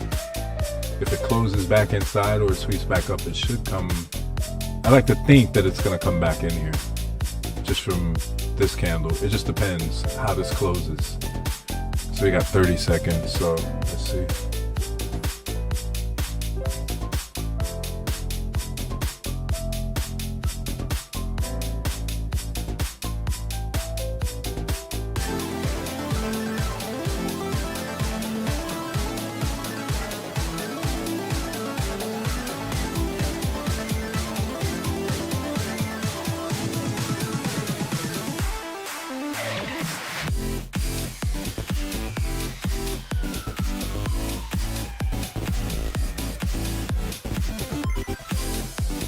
Maybe not. Unless this is the soup. Yeah, might be the soup.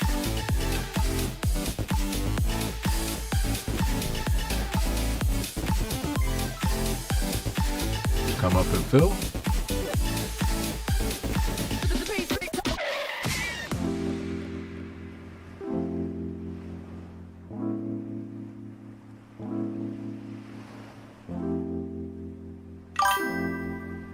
There you go. There you go. There you go.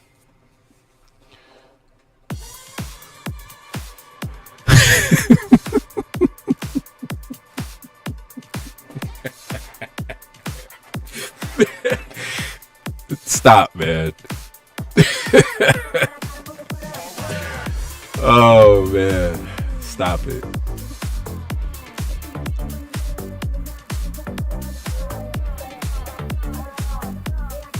So, you know how, what was it? You were talking about how people just talk about what they do and shit. So, if anybody doubted when I've said explicitly, there were days, hours, just sat and fucking watch price. So I don't know, but it's just like the reasonable, that's all. So I'm just gonna say I appreciate that. Thank you. But you might not need it. That's very small, but you may not need it.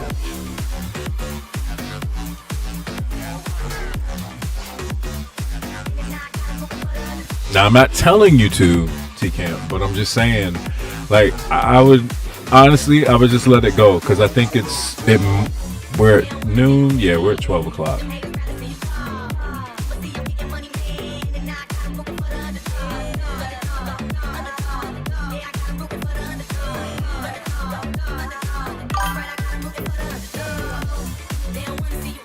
Yeah,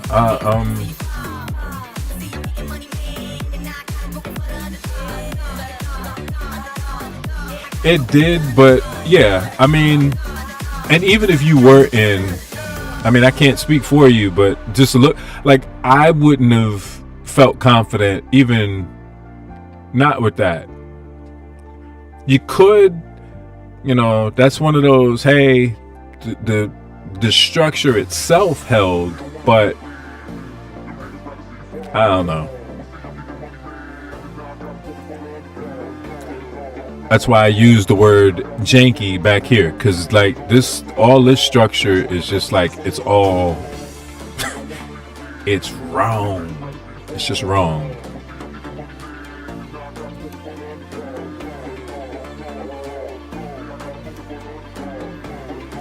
Yeah, so there may be a revisit now, which wouldn't be, again, like you said, going into Asia, that wouldn't be a bad idea to basically put this area of fair value in play before 1 p.m. because then you'll have two things, especially if you're looking for shorts. It'll give you a target, it'll give you a low to target, especially if like I said, we don't gap up at Globex or going into Asia. There's no gap, and maybe we come back into this area, or this, if we don't run, I can't even call that what that is. I cannot. I mean, technically, is it fair value? Yeah, it is, but that's freaking horrible.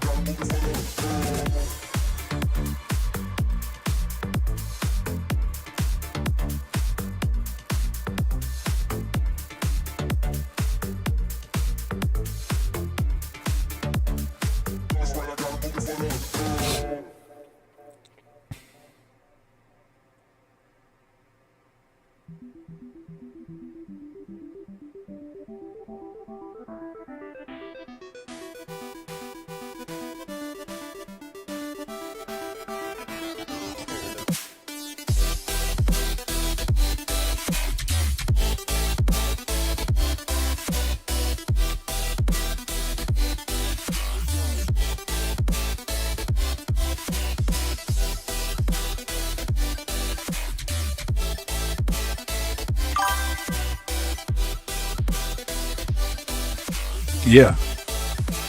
Yeah.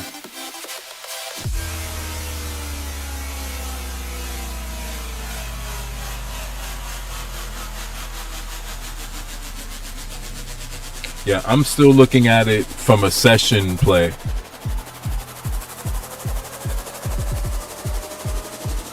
I'm looking at it from a session play. And that would be, we close back in here. It's kind of, and that's why I said I have to make a decision as to whether or not, like, I'm even interested in taking a position this evening, because I'm essentially looking for the same thing I was looking for yesterday. Same exact thing. Along from this area, it's a retracement back into initial balance.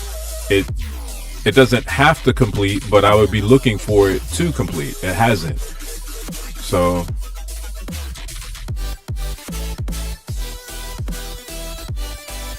but again, if it exceeds fair value here,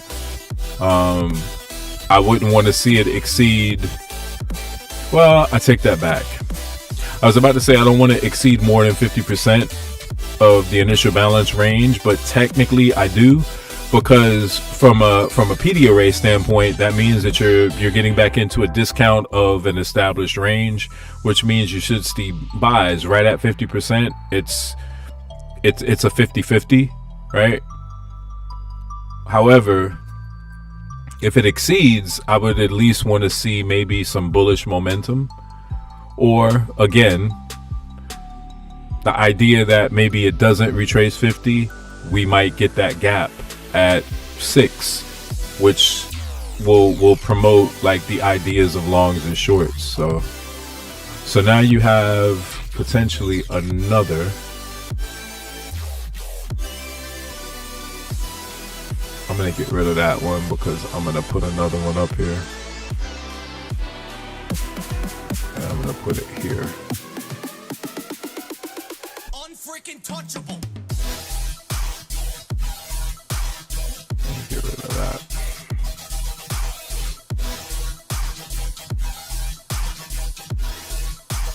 God, crap.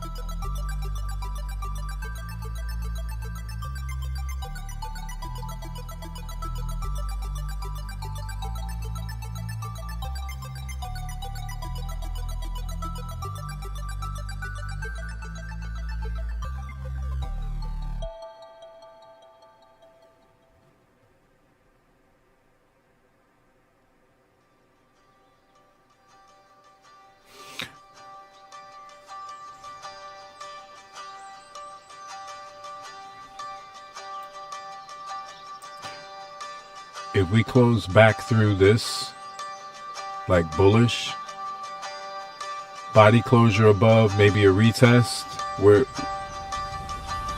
I don't think that the shorts will play out. It's just my thought. I could be wrong.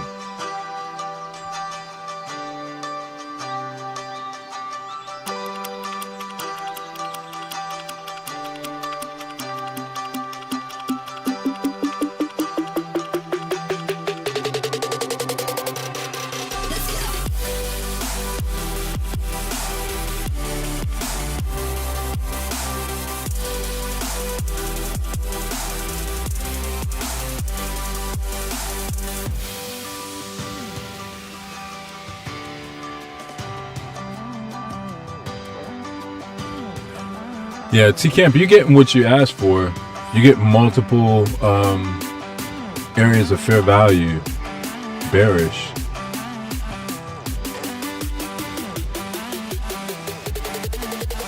And I mean, honestly, a closure through this level, if there's a retest, then yeah, maybe we go all the way back to the low. The low of session, initial balance.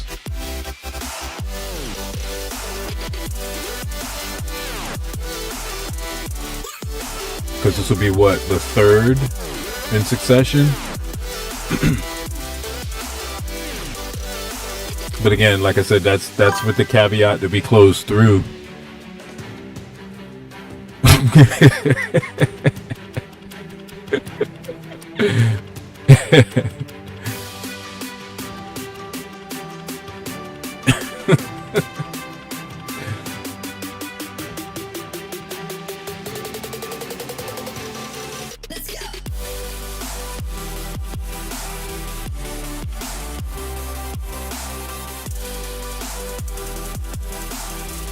We got 30 seconds for this candle closure.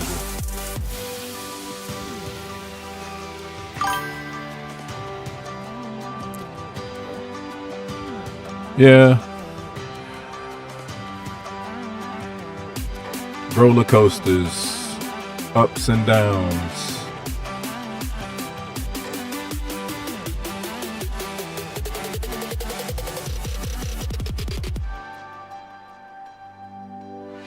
After this, speaking of roller coasters, after this, I'm gonna go feed my dog and find some food and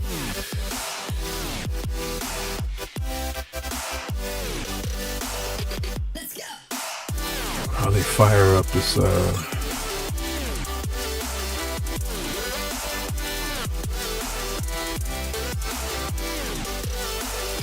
okay.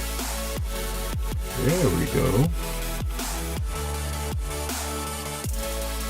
Now, does it hold it or does it wick back through above it? Let's see.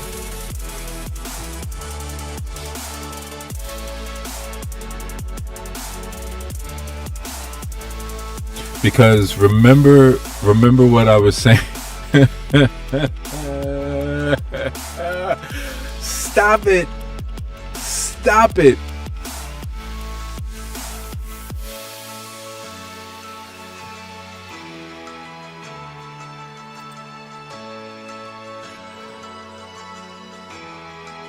I'm gonna pull my Kevin Samuels. You can't make this shit up. Can't make it up.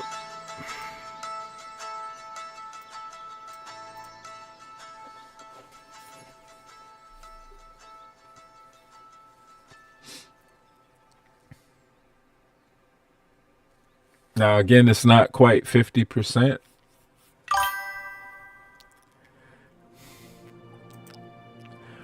I mean, it's not over. It's not over, my friend. It's not.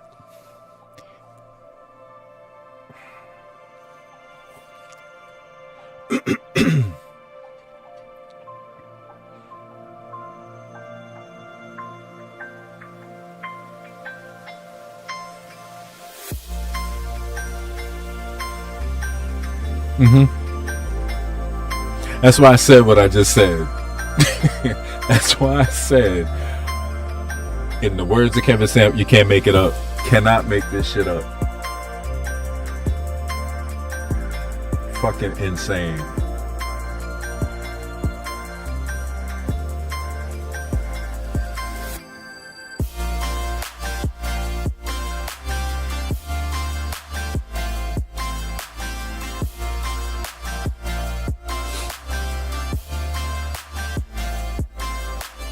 Crazy.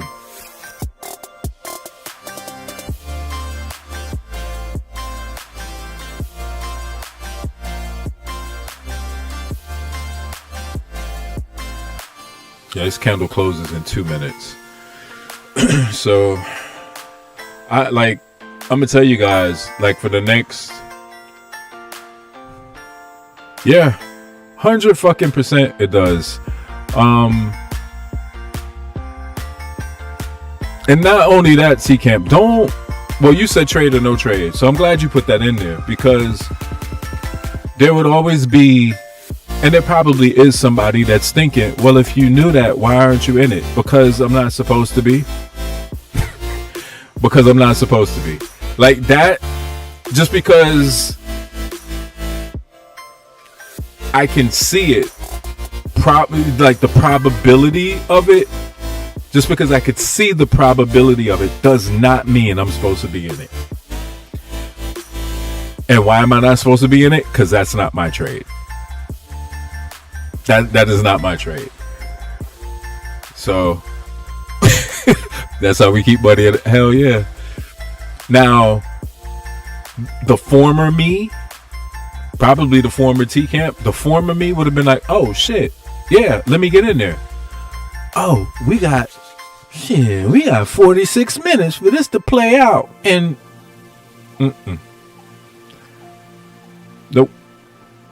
Time and price, yes, but knowing when it is your trade is more important, I would say, than time and price. If you think every trade is your trade, that the time and price thing is gonna always be second. Like, you're not going to be looking for that. You're going to be looking for, hey, I can see this, and because I could see it, I could trade it. That's not the way it should be. Again, that's my narrow perspective. T-Camp has his own perspective. But yeah, that's not for me.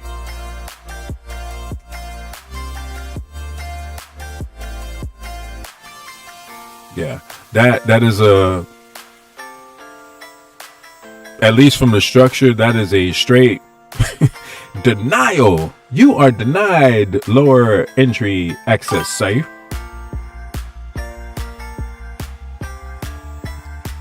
Would have closed the short end of the fourth. Oh man. But I always say, like, now, like, that's the beautiful thing about it. You could always look back and like draw from those experiences. So it's never the shame, and that's what I don't understand. Like, it's never to shame people. And that's another thing that's cliche when you hear other people in the space say things like, well, I've been there and I've done, and that's a real thing.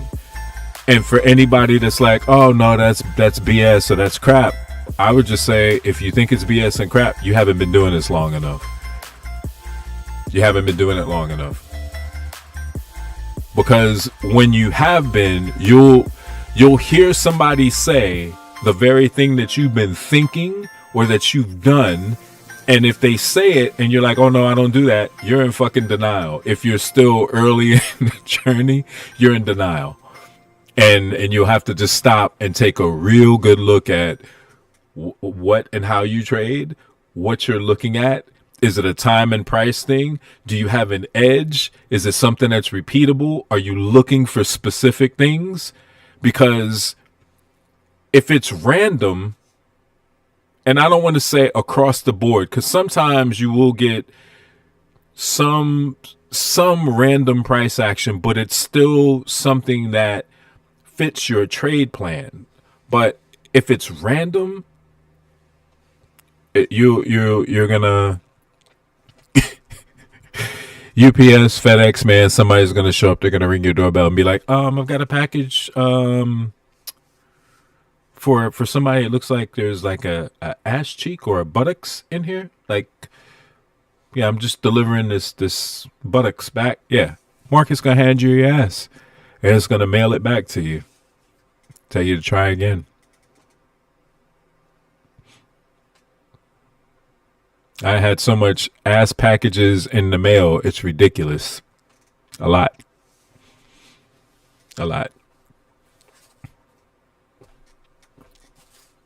The UPS stopped delivering though. They didn't. They didn't. They showed up last Thursday. I already talked about that though. They showed up last Thursday, but I was fortunate because even though they showed up last week, I was able to put a return address label on it and say, nope, wrong house. Get out of here.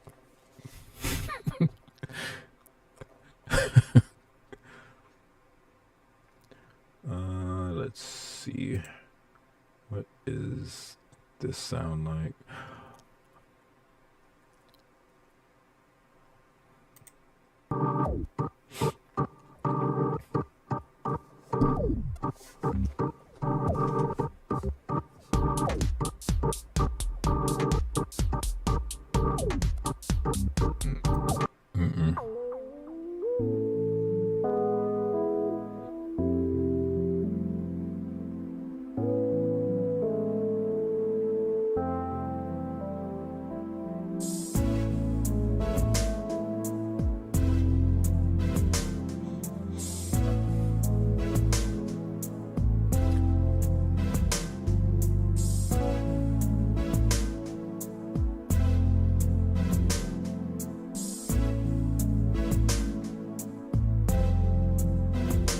About an hour's worth of music in here.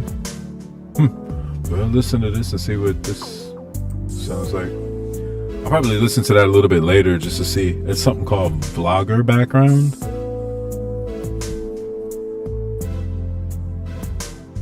Check that out.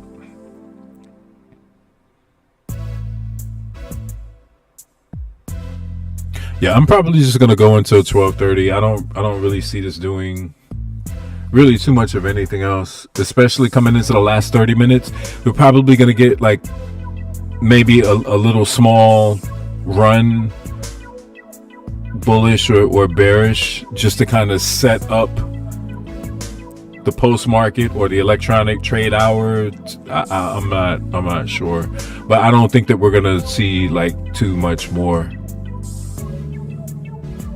And if we sit in this area, like I said, I may be right back in this damn practice account this evening. Will I be on tomorrow?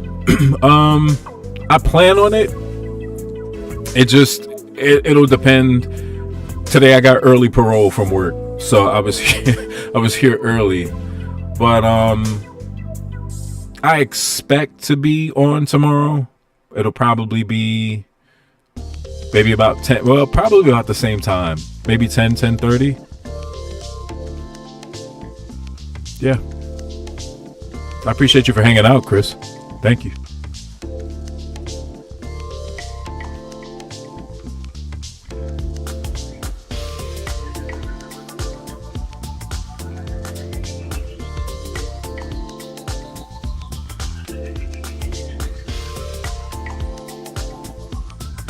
Yeah, I don't know about a live this evening. I may just record the session.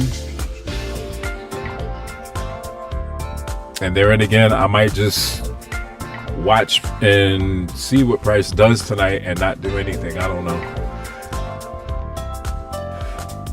Excuse me, but not really anything I'm like really thinking about committing to right now.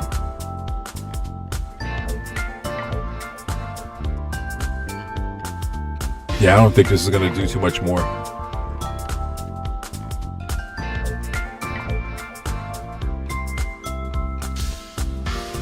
Yeah, we'll give it until this candle close, which will bring us to 12:25, and just see how that one opens.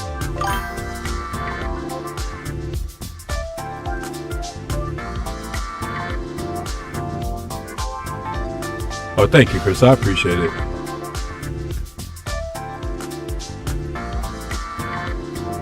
Thank you. I appreciate that.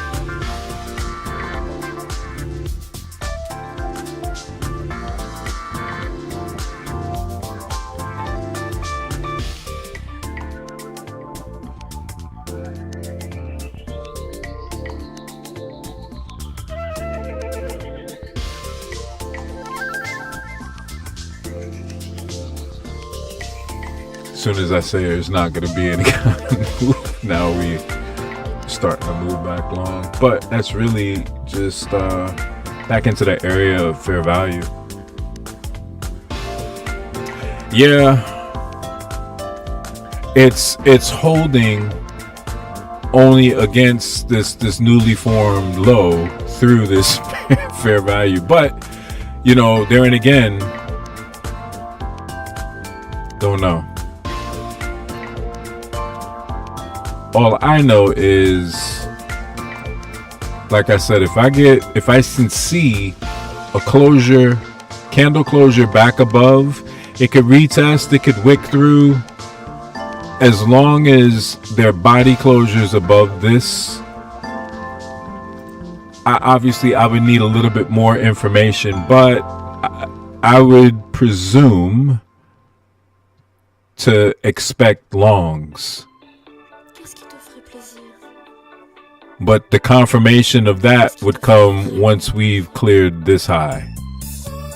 So from here to here, I'd have to see this high cleared to actually like really give me like the confluence that I would feel comfortable with taking along.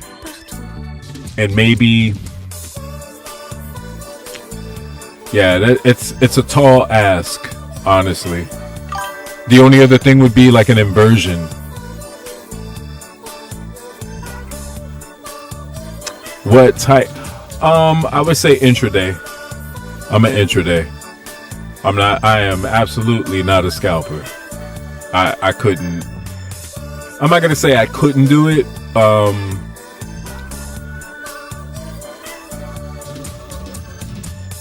I don't like being in that confined of a window, honestly. So I would say intraday.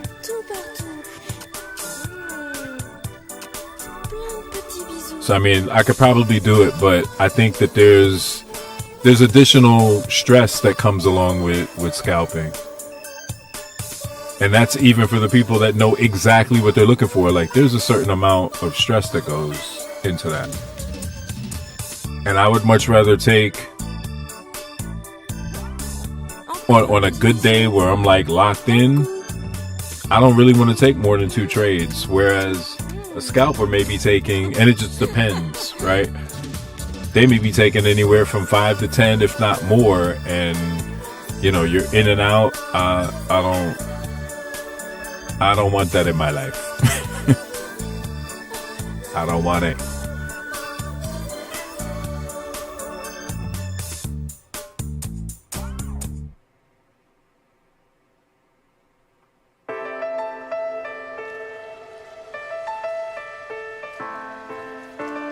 So I'm going to say this and then I'm going to get out of here, because it could actually set up here.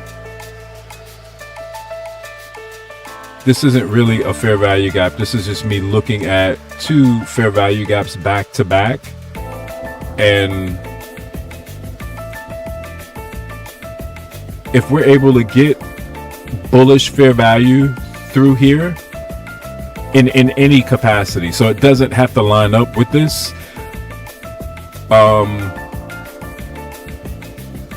it might be worth taking a stab, taking an opportunity to see if price will push long back through here. I'm not suggesting that I'm going to do that here in the next 30 minutes, but I'm just simply saying, if over the next 30 minutes and then the market closes inside this substructure of the initial balance, right? If it closes back in here, open some type of bullish fair value, that would, I could lean on that. And again, the backdrop of why would be this fair value gap getting respected. And I'll just point this out one more time. This was the only fair value offered on the way back up once we established the initial balance low. That would be enough of just a probability for me. Already popped out bullish, retraced, anticipating more bullish price action, and again, foundation at fair value gap. Another piece of that would be, give me a bullish fair value gap here and a continuation. Without that, yeah, you kind of,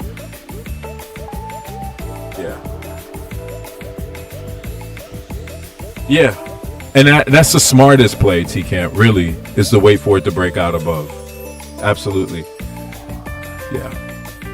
Well, guys, I'm gonna wrap up for here. But I appreciate everybody for hanging out. T-Camp, as always, thank you. Insight, chatting it.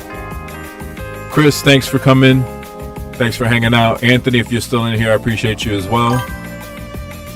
So, you guys enjoy the rest of your day. I'll see you tomorrow. And yeah, we'll go from there.